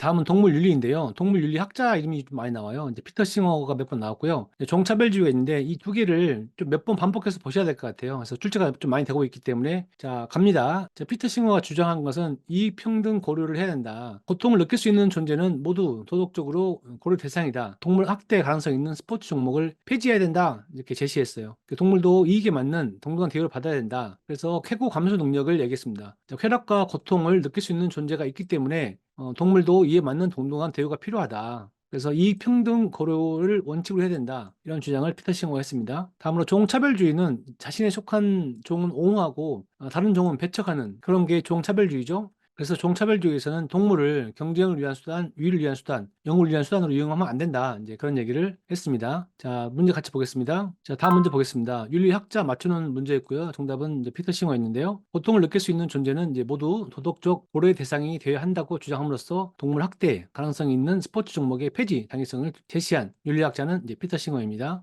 다음 문제 보겠습니다. 사람 이름 맞추는 거였는데요. 정답은 이제 피터 싱어가 주장한 이평등 고려 원칙이었습니다. 보기 보시면 이제 쾌락을 극대화하고 고통을 최소화하는 것은 감각을 가진 모든 생명체의 이익에 동등하게 고려돼야 한다. 따라서 인간뿐 아니라 감각을 가진 동물도 도덕적 배려의 대상이다. 이런 주장이 이제 피터 싱어의 이평등 고려 원칙이라고 위에 표에서도 제가 정리를 해놨습니다. 참고하시고요. 자, 다음 문제 보겠습니다. 이제 보기 가에 해당하는 윤리적 관점에서 제기할 수 있는 나의 상황의 문제점으로 가장 적절한 것은 정답 1번이었습니다. 피터 싱어 관련 내용인데요. 이제 가 보시면 만약 한 존재가 고통이나 행복이나 즐거움을 느낄 수 있다면 고려해야 할 것은 아무것도 없다. 이러한 것이 타자의 이익을 고려할 때 쾌고 감수 능력이라는 기준이 유일하게 옹호된 이유다. 쾌고 감수 능력을 강조했죠. 이 사람은 피터 싱어이고요. 나와 보시면 경마는 일정 거리를 말을 달려 빠르기를 겨루는 경기인데 이를 위해서 말들은 자신의 의지와 무관하게 고통스러운 훈련을 받고 비좁은 축사에 갇혀 살아야 된다. 그래서 이제 가에 이제 피터 싱어의 관점에서 이 문제점은 그 동물도 이익에 맞는 동등한 대우를 받아야 된다. 라고 주장했던 거죠. 그래서 정답이 1번이었습니다. 다음 문제 보겠습니다. 이제 종차별주의로 희생되는 동물 윤리의 문제로 볼 수 없는 것은 그래서 정답은 4번이었고요. 이제 문제인 것은 경쟁을 위한 수단, 위를 위한 수단, 연구를 위한 수단 이 세 가지가 문제라고 제가 위에서 정리 한번 해드렸었죠. 이 세 가지가 문제이고 이동을 위한 수단은 동물 윤리의 문제라고 볼 수 없습니다. 참고하시고요. 다음 문제 보겠습니다. 윤성의 윤리적 관점은 정답은 종차별주의인데 윤성이 밑에 있죠. 자, 진서가 투중기 봤는데 그 동물을 인간 오락 대상으로 하고 윤리적으로 허용될 수 없는 거 아니야? 했더니 윤성은 아니야, 난 다르게 생각해. 그 동물을 수단으로 활용할 수 있어. 이거 사람을 위해서 활용하면 되는 거 아니야? 이러한 게 종차별주의죠. 위에 보시면은 종차별주의가 이제 인간은 괜찮고 다른 종은 배척하는 게 종차별주의잖아요. 그래서 동물을 뭐 경쟁의 수단, 유해 수단, 영을 위한 수단 이렇게 수단화하는 게 종차별주의입니다. 그래서 문제 보시면 윤성은 이렇게 동물을 도구로 활용하기 때문에 종차별주의라고 볼 수 있습니다. 다음 문제 보겠습니다. 레건의 동물 권리론에 가장 부합한 태도는 1번. 모든 동물에게 자유를 보장하고 스포츠에 동물을 이용하지 않도록 한다. 이 부분이 레건의 동물 권리론입니다. 스포츠에 동물을 이용하지 말자. 이 부분이고요. 승마라든가 거의 셔틀콕이라든가 경마 소싸움, 이 스포츠에 동물을 사용하지 말자. 이 부분이 레건의 동물 권리론입니다. 정답은 1번입니다. 참고하세요. 자, 이렇게 동물 윤리 정리했습니다. 동물 윤리 나오면 맞출 수 있겠죠? 이 다음은 사람 이름 나온 거 중에서 테일러 보겠습니다. 테일러 3번 나왔는데요. 사람 이름 맞추기가 쉽지 않아요. 그래서 많이 나오는데 기출문제를 보시고 정답으로 나온 사람 위주로 좀 공부하시고 범위를 좀 더 넓혀가는 게 좋은 것 같습니다. 모르면 찍어야죠. 예. 자, 테일러 보겠습니다. 테일러는 자연중심 사상가인데 생태 윤리에 대한 규칙을 불침해, 불간섭, 신뢰, 보상적 정의로 이제 구분했습니다. 스포츠에 대한 환경 오염 발생 시 스포츠 폐지를 권고했고요. 인간의 욕구를 위해서 동물의 생존권을 유지하는 스포츠를 금지해야 된다. 이렇게 주장했습니다. 문제에 보시면 이제 보기에 설명하는 자연주의 중심 사상가는 정답 테일러였는데요. 그 생태 윤리에 대한 규칙, 불침해, 불간섭, 신뢰, 보상적 정의, 환경 오염, 동물 생존권 이런 얘기를 한 사람이 테일러다. 다음 문제 보겠습니다. 여기도 정답이 테일러였어요. 가해 문제를 해결하기 위해서 생명 중심 입장에서 나를 제시한 학자 이름으로 왔는데요. 환경 문제 관련해서 자연의 보존 가치, 충돌 이런 부분에 대해서 나를 주장했다. 이제 불침해 의무, 불간섭 의무, 신뢰 의무, 보상적 정의 의무 이렇게 주장한 사람은 누구냐 해서 테일러입니다. 그 사람 이름은 다 외우기가 쉽지 않기 때문에 기출문제를 보면서 정답으로 나온 사람 위주로 어떤 말을 했는지 이런 키워드 위주로 같이 보시면 되겠습니다. 다음 문제 보시면요. 테일러 관련인데 스포츠 활동 과정에서 다른 생명체를 해치는 행위는 테일러가 제시한 4가지 중에서 어떤 거냐? 불침해 의무입니다. 생명체를 해치면 안 된다. 좀 어렵게 나왔습니다. 자, 이렇게 테일러에 대해서 정리해봤습니다. 테일러는 맞출 수 있겠죠? 예, 다음 5장 가겠습니다. 제5장 스포츠와 폭력 보겠습니다. 출제 빈도는 최근 5년 동안 8% 출제되었고요. 스포츠 폭력, 스포츠 성폭력, 선수 폭력, 관중 폭력 부분에서 반복적으로 출제되고 있습니다. 스포츠 폭력 주요 내용 보겠습니다. 이 폭력 부분은 이제 보디빌딩, 이제 고수시험에서도 많이 출제되고 있습니다. 첫 번째로 합법적 폭력인데요. 이제 복싱, 태권도와 같이 스포츠 규칙에서 용인된 이 불가피한 폭력이죠. 그래서 규칙에서 용인된 불가피한 폭력이 합법적 폭력이다. 두 번째로 성폭력 방지 대책으로는 성별 융합 학습 교육 실시, 의무적 예방 교육, 전문 상담원 배치 이런 부분이 있습니다. 시험에도 한번 나왔었고요. 자, 선수 폭력은 이제 따돌림, 감금, 협박, 구타, 인격적 모독, 공개 창피 이런 게 다 이제 폭력에 들어갑니다. 자, 관중 폭력은 관중이 군중으로 있을 때는 폭력이 발생한다. 개별성과 책임이 없어져서 발생한다. 혼자보다는 군중으로 있으면 폭력이 발생하더라. 이런 특징들이 있습니다. 문제 보겠습니다. 자, 가로 안에 들어갈 공통 용어는 규칙이 있는데 뭐 대표적으로 이제 복싱과 태권도에서 스포츠 내에서 용인된 폭력이 무엇이냐? 정답은 1번 합법적 폭력이었습니다. 예, 다음 보겠습니다. 2021년도 문제고요. 스포츠에서 공격이 윤리적 이해하는 이유의 근거로 적절하지 않은 것은 해서 정답 3번이었고요. 적절한 거 보면은 이제 그 타인을 침해하지 않아야 되는 부분들 합법적인 이해해야 된다. 또 규칙 범위는 이해해야 된다. 이런 것 때문에 이제 스포츠에서 공격이 윤리적 이유이고요. 이제 공격 당사자의 본능, 감정, 의지를 폭력적인 수단에서 관찰하는 것은 이제 폭력이 유발되는 거죠. 그래서 정답은 3번입니다. 다음 문제 보겠습니다. 스포츠 성폭력 방지책으로 적당하지 않은 것은 주변 사람의 묵인과 사회적 무관심, 이건 방지책이 아니죠. 성폭력이 더 늘어나겠죠. 다음 문제 보겠습니다. 성폭력 예방 또는 대처에 대한 설명으로 적절하지 않은 것은 정답은 4번이었고요. 여성 선수와 남성 지도자 위주로 성폭력 예방 교육이 이루어져야 한다. 아니죠. 모든 사람한테 교육이 이루어져야 합니다. 다음 문제 보겠습니다. 스포츠 인권 센터에서 규정하고 있는 선수 폭력에 해당하지 않는 것은 공항도 훈련은 이제 규정되어 있지 않은 거죠. 이제 규정되어 있는 것은 따돌림, 감금, 협박이 선수 폭력의 유형입니다. 다음 보겠습니다. 스포츠 폭력 근절 대책에서 폭력 예방 활동 강화 방안이 아닌 것은 해서 정답은 3번이었습니다. 폭력 가해 선수 보호 지원 방안은 아니죠. 가끔씩 폭력 가해 선수 보호 이런 게 나오던데 이게 항상 정답입니다. 다음 문제 보겠습니다. 경기장에서 발생하는 관중 폭력에 대해서 설명으로 옳지 않은 것은 정답 2번이었고요. 개별성과 책임감이 강한 개인화된 구성원에 의해서 일어난다. 네, 아니죠. 책임감이 없는 또 군중일 때 위에 요약해 보시면은 이제 관중 폭력은 관중이 이제 군중으로 있을 때 발생하는 거죠. 그래서 문제에서는 이제 책임감이 강한 사람은 관중 폭력을 하지 않겠죠. 그래서 정답은 2번이고요. 다음 문제도 이제 관중 폭력에 대한 설명으로 적절하지 않은 것은 정답 3번이고요. 관중으로 있을 때보다 선수와 단둘이 있을 때 상대적으로 발생하기 쉽다. 아니죠. 단둘이가 아니고 군중으로 있을 때 발생하기 쉽다고 말씀드렸습니다. 다음 문제 보겠습니다.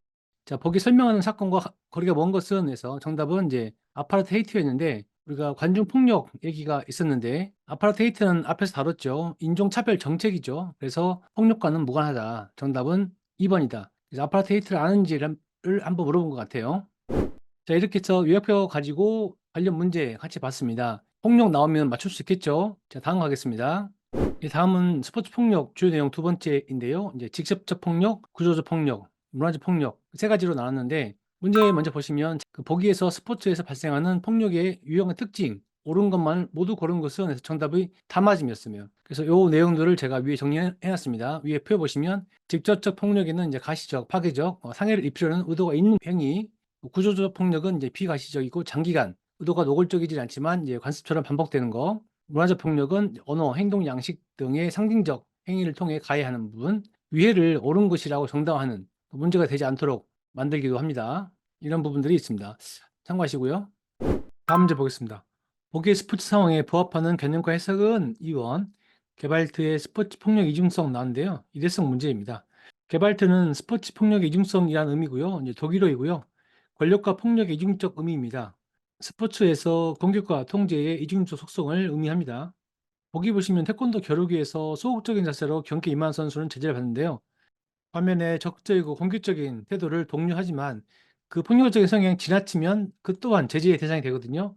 이런 것들을 개발트라고 합니다. 스포츠 폭력 이중성이죠. 정답 2번이었습니다. 참고하세요.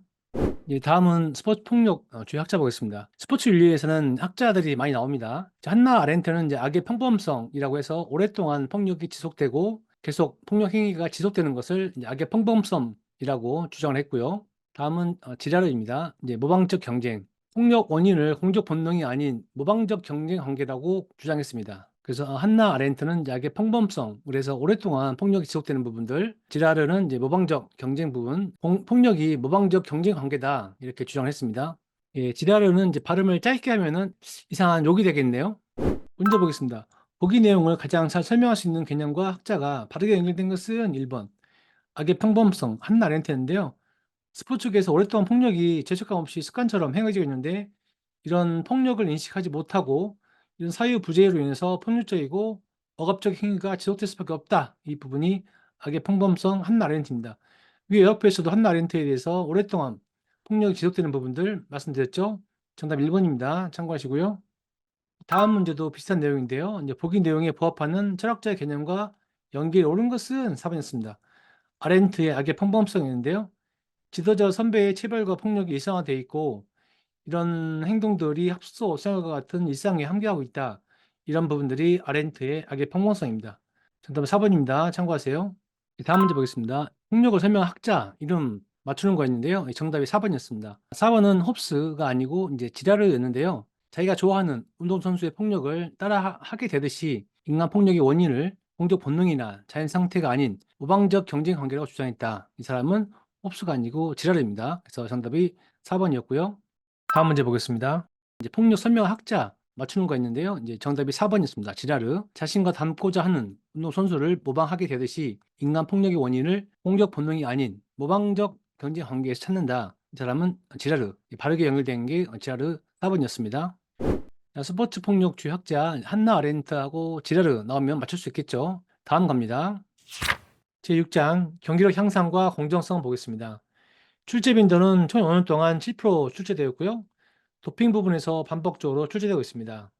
이 도핑 부분은 이제 보디빌딩 구술시험에서도 굉장히 많이 출제됐고 스포츠 윤리에서도 굉장히 많이 출제되었습니다. 도핑의 정의, 종류, 행위, 방기 부분 같이 보겠습니다. 자, 도핑의 정의, 운동 성적을 향상시킬 목적으로 약물을 사용하거나 특수한 처치를 하는 게 도핑입니다. 도핑의 종류는 물리적 조작, 화학적 조작, 유전자 조작, 기술 도핑 등이 있습니다. 도핑 행위는 아나볼릭 스테로이드, 가장 대표적이죠. 적혈구 생성 촉진 인자, 투여 이러한 것들이 있습니다. 도핑 방지를 위해서는 윤리교육, 도핑 검사의 강화, 적발 시 강력한 처벌 이런 부분들이 있습니다. 자, 문제 보겠습니다. 자, 다음 문제, 다음은 무엇에 대한 설명인가? 선수가 운동 경기에서 성적을 향상시킬 목적으로 약물을 사용하거나 특수한 처치를 하는 것. 정답은 3번 도핑이었습니다.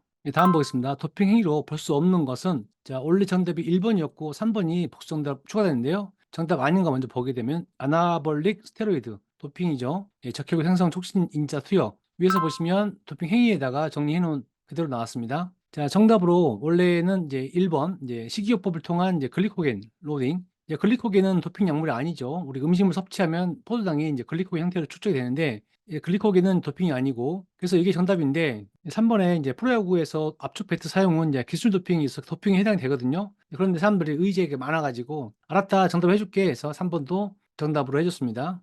다음 문제 보겠습니다. 효과적인 도핑 금지 방안이 아닌 것은 신약 개발. 도핑 금지 방안은 윤리교육, 검사 강화, 강한 처벌. 이 요약표 보시더라도 윤리교육, 검사 강화, 적발 시 강력한 처벌 내용이 있죠. 예, 다음 문제입니다. 도핑 방지를 위한 방안. 옳지 않은 것은 정답 4번이었고요. 네, 윤리교육, 도핑 검사 강화, 처벌. 이게 방지 방안이죠. 같이 나왔고 정답만 약간 달라졌어요. 승리에 대한 보상 강화. 도핑이 증대되는 요인이죠. 다음 문제로 이제 보기에서 해당하는 도핑 금지 이유가 뭐냐? 정답이 이제 부정적 역할 모형인데요. 지문 보시면 청소년 선수들이 유명 선수의 도핑을 모방할 가능성이 크며, 그렇게 될 경우 약물 오남용이 사회적으로 크게 확산될 위험이 있다. 이게 이제 부정적 역할 모형입니다. 참고하시고요. 다음 문제입니다. 세계 반도핑 규약에서 규정하고 있는 도핑 금지 방법이 아닌 것은 해서 정답은 3번이었고, 금지하고 있는 게 이제 물리적 조작, 화학적 조작, 유전자 도핑. 요약표에 보시면은 도핑 종류의 세 가지 정리되었습니다. 그래서 침수력 활용은 규정하고 있는 도핑 금지 방법이 아닙니다. 정답은 3번이었고요. 다음 문제 보겠습니다. 스포츠 현장에서 발생하는 도핑의 원인 모두 고른 것은 다 맞음이어서 모두 도핑의 원인입니다. 수행 능력 향상, 승리, 욕구, 물질적 보상 이런 것들이 도핑의 원인이 될 수 있죠. 다음 문제입니다. 2023년도 문제고요. 스포츠 선수의 유전자 도핑을 반대해야 하는 이유로 적절한 것을 모두 고른 것은 정답은 4번 다 맞음이었습니다. 그 선수의 신체 실험, 두 번째 유전자 조작, 인간의 본질을 훼손하는 부분, 그 선수를 우생학적 개량의 대상으로 만들기 때문에 유전자 도핑을 반대한다. 그 이유입니다. 다음 문제 보겠습니다. 자, 보기 대화에서 논란이 되는 도핑 종류는 지원이 마라톤에서 2시간에 벽이 깨졌어요. 그래서 성인이 이번 기록은 특수 제작된 신발을 신고 달렸다. 이런 부분들이 이제 기술 도핑이고요. 또 수영의 전신 수영복, 야구의 압축 배트 이런 것들이 이제 기술 도핑에 해당하는 거죠. 다음 문제 보겠습니다. 세계 도핑 방지 기구가 정한 금지 방법의 분류 목록에 해당하지 않는 것은 1번 기술 도핑이었습니다. 세계 도핑 방지 기구 금지 방법이 이제 화학적 물리적 조작, 유전자 및 세포 도핑, 혈액 및 혈액 성분의 조작 이런 부분들이 있고요. 기술 도핑은 세계 도핑 방지 기구의 금지 방법 분류에 해당하지 않아서 정답입니다. 참고하세요. 다음 문제 보겠습니다. 스포츠 경기에 적용되는 과학 기술에 대해 설명으로 옳지 않은 것은 해서 정답은 2번이었는데요. 야구의 압축 배트, 최첨단, 수영복 등은 경기의 공정성 확보에 기여한다. 그렇지 않죠. 이런 것들이 공정하지 않은 거죠. 이 부분은 뒤에서 한번 다시 보겠습니다. 다음 문제 보겠습니다. 기술 도핑에서 정답 공정성, 방금 앞에 봤던 문제랑 같은 문제라고 또 볼 수 있어요. 수영할 때 우리가 2028년 베이징 올림픽 때 25개의 세계 신기록이 나왔는데, 이게 그 세계 최첨단 수영복이라고 불리는 LGR 레이서 전신 수영복이죠. 이거 하면은 이제 수영의 속도를 2% 이상 향상한다고 알려져 있어요. 이러한 것들이 이제 기술 도핑인데, 이러한 문제가 뭐냐? 이거는 이제 공정성 추구 때문에 도핑으로 이제 금지해야 된다라고 되어 있는 거죠. 이러한 과학 기술들이 이제 공정성을 해치는 요인으로 해서 기술 도핑에 해당한다. 이렇게 참고하시면 되겠습니다. 다음 문제 보겠습니다. 국제육상에서 출전 금지 사례가 있는데 그 이유가 3번 기술적 불공정인데요. 2011년도 대구 세계육상 선수권대회에서 의족 스프린터를 착용했는데 의족 탄수 너무 좋아가지고 출전을 허용하지 않았어요. 그 이유가 뭐냐 해서 그 이유는 이제 기술적 불공정이다. 정답은 3번이었습니다. 다음 문제 보겠습니다. 도핑을 금지해야 하는 이유에 대해서 가장 관련이 깊은 것은 해서 정답이 원래는 3번이었는데 1번이 복수 정답으로 추가됐습니다.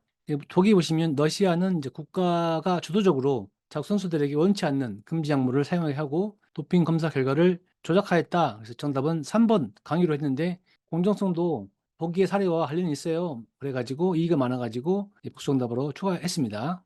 다음 문제 보겠습니다. 도핑 검사에서 선수의 역할 및 책임, 적절하지 않은 것은 4번이었는데 적절한 건 먼저 보겠습니다. 실효 채취가 언제든 가능하도록 해야 된다. 의료진에게 운동선수임을 고지해야 된다. 도핑 방지 기구에 협력해야 된다. 이게 적절한 거고요. 4번은 치료 목적으로 처방되어 사용한 물질에 대해서는 책임지지 않는다. 그렇지 않습니다. 치료 목적이더라도 약물에 책임을 져야 합니다. 정답은 4번이었습니다.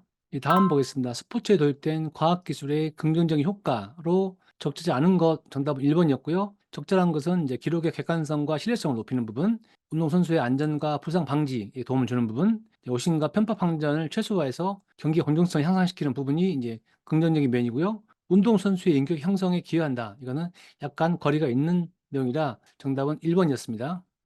자, 이렇게 도핑 관련해서 요약표하고 관련 문제 봤습니다. 도핑 문제 나오면 맞출 수 있겠죠? 다음 7장입니다.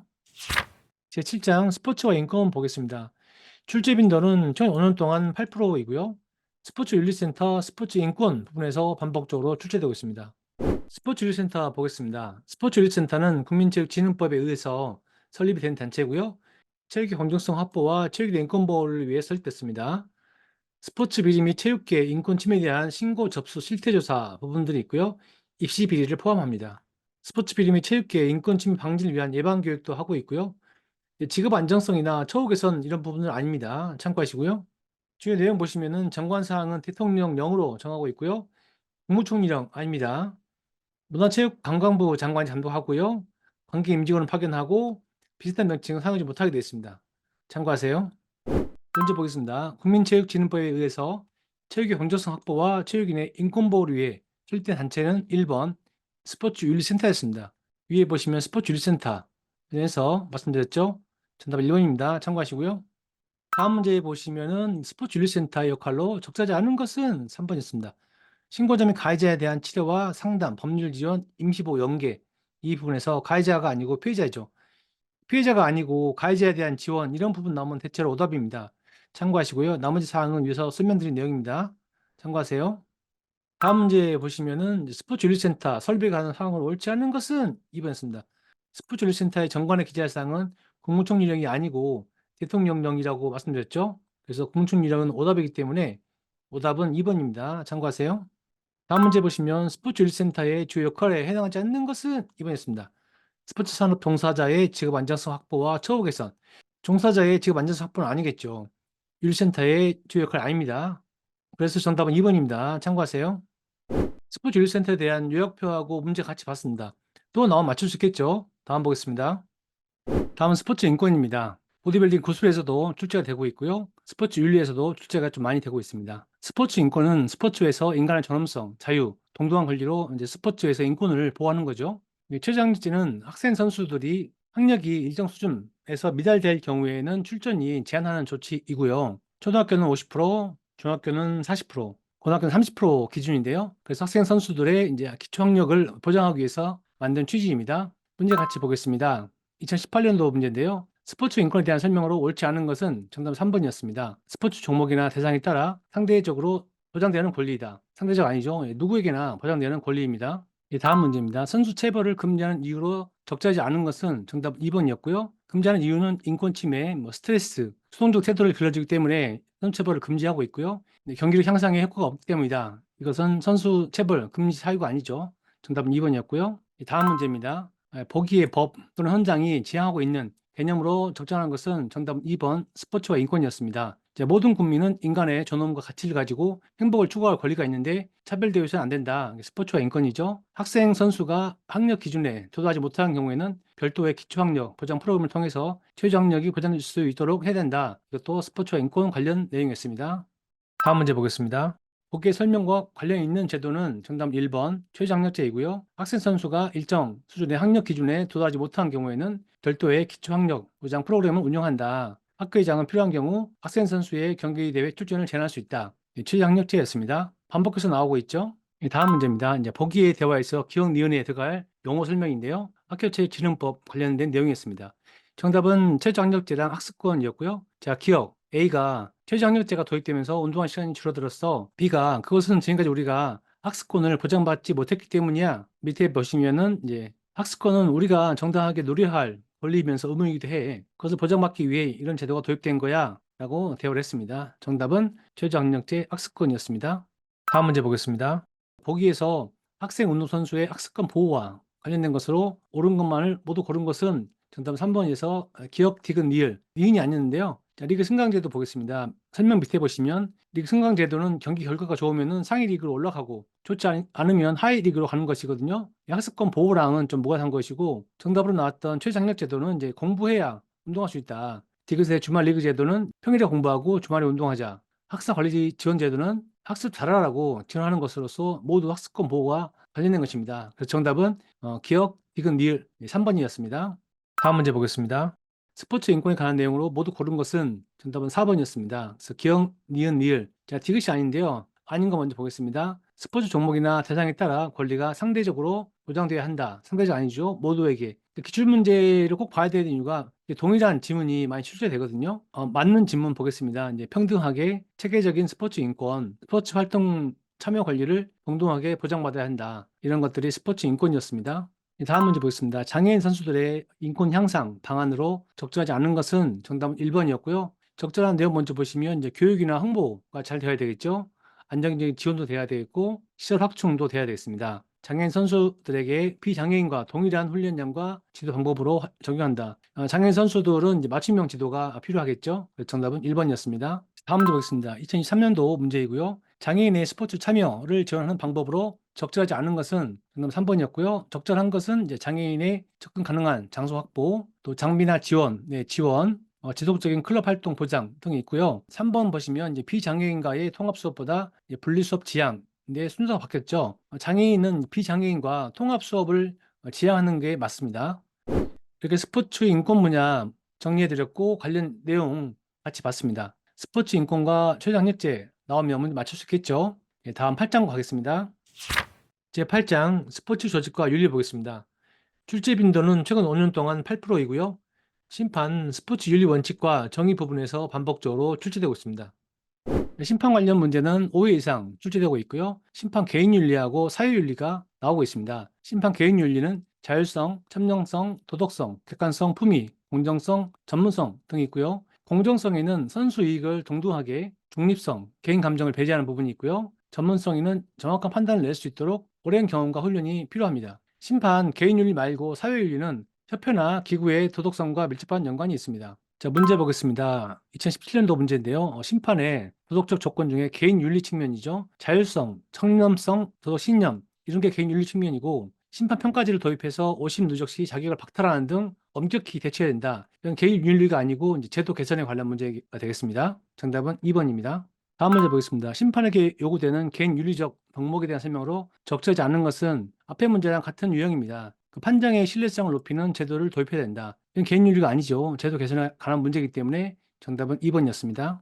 다음 문제 보겠습니다. 보기에 기억 니은에 해당하는 심판의 덕목인데요. 정답은 2번으로 공정성, 전문성인데요. 공정성, 심판은 선수의 이익을 동등하게 대우하는 엄격한 중립성을 가져야 하며 개인적 감정을 배제해야 한다. 공정성에 관한 부분이고요. 전문성은 심판은 한 번 내린 판정을 번복하기 힘들기 때문에 정확한 판정을 낼 수 있는 오랜 경험과 훈련이 필요하다. 그래서 공정성과 전문성인데요. 위에 요약해 보시면 이제 공정성과 전문성 제가 정리했습니다. 다시 한번 말씀드리면 공정성은 선수 이익이 동등하게 중립성, 개인 감정을 배제하는 부분이 필요하고요. 전문성은 정확한 판정을 낼 수 있는 오랜 경험과 훈련이 필요하다. 이렇게 정리해 볼 수 있겠습니다. 자, 다음 문제 보겠습니다. 이제 보기에 기억 니은에 알맞은 용어는 정답은 1번으로 개인 윤리하고 사회 윤리였습니다. 자, 심판의 윤리는 이제 개인 윤리하고 사회 윤리가 복합적으로 있는데요. 자, 개인 윤리는 심판 개인의 공정성, 청렴성 등의 인격적 도덕성을 의미하며 사회윤리는 협회나 기구의 도덕성과 밀접한 연관을 지닌다고 해서 개인윤리, 사회윤리가 정답이었습니다. 자, 다음 문제입니다. 2023년도 문제고요. 스포츠에서 심판 윤리에 관한 설명으로 옳지 않은 것은 정답은 4번이었습니다. 심판은 이 동등 고려의 원칙에 따라 전례 약한 팀에게 유리한 판정을 할 수 있다.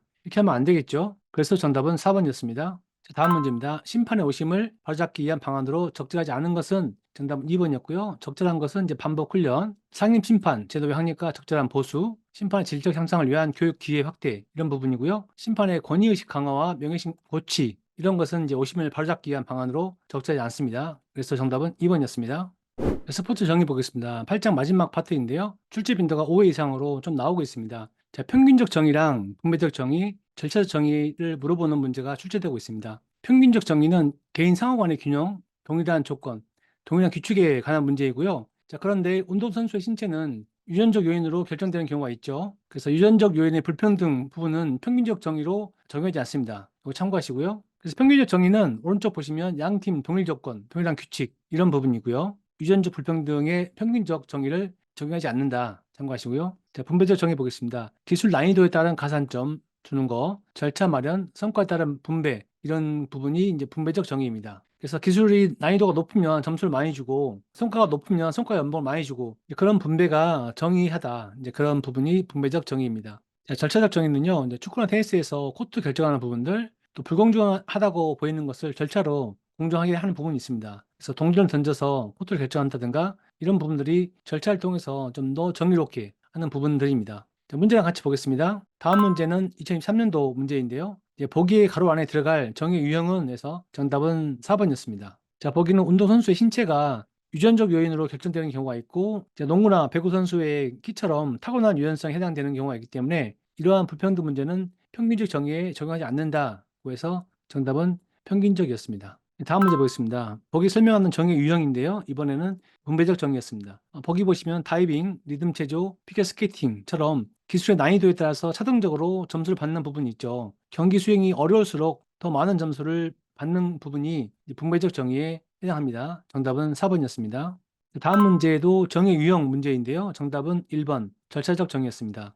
동등한 기회 보장을 위해서 이런 불평등이 있는데 이런 것들을 동전을 던져서 코트를 개최하거나 축구 전후반에서 진영을 교체하는 부분들 이런 절차를 통해서 불평등을 해소하는 부분들 이런 정의가 절차적 정의입니다. 다음 문제 보겠습니다.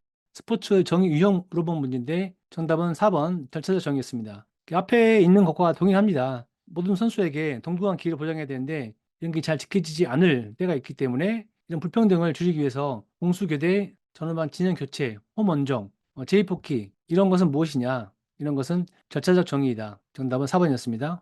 다음 문제 보겠습니다. 보기 대화 내용에 해당하는 정의 유형에 가장 가까운 것은 2번 절차적 정의입니다. 우리 테니스라든가 경기할 때 조건이 불리하면 코트 바꿔야 될 때 동전 던지기를 한다. 이런 경우가 절차적 정의죠.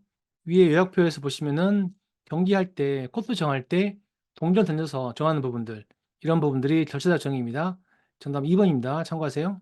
다음 보겠습니다. 정의 유형 맞추는 문제였는데요. 정답은 2번 평균적 분배적이었습니다. 자, 라우가 기억에 있는 부분이 이제 동등한 조건의 참고와 동일한 규칙의 적용 이런 부분들이 평균적 정의고요. 형님이 이제 니은 보시면은 높은 난이도 연기를 펼친 선수는 그렇지 않은 선수보다 더 높은 점수 받아야 돼. 이런 부분들이 이제 분배적 정의입니다. 다음 문제 보겠습니다. 이제 보기 기억론에서 스포츠 정의의 개념이 바르게 묶인 것은 정답 2번으로 평균적 정의랑 절차적 정의인데요. 핸드볼에서 양팀 동일한 골대를 적용하는 부분들. 자, 위에 보시면 평균적 정의가 좀 헷갈리는데 하여튼 조건이 동일한 거죠. 동일한 규칙, 동일한 조건. 문제에 보시면 동일한 골대를 규격으로 하는 부분들 이런 것들이 이제 평균적 정의고요. 니은에 테니스 시합 전에 동전 던지기로 성공 후공 결정하는 부분들이 절차적 정의입니다. 이해가 좀 되시죠?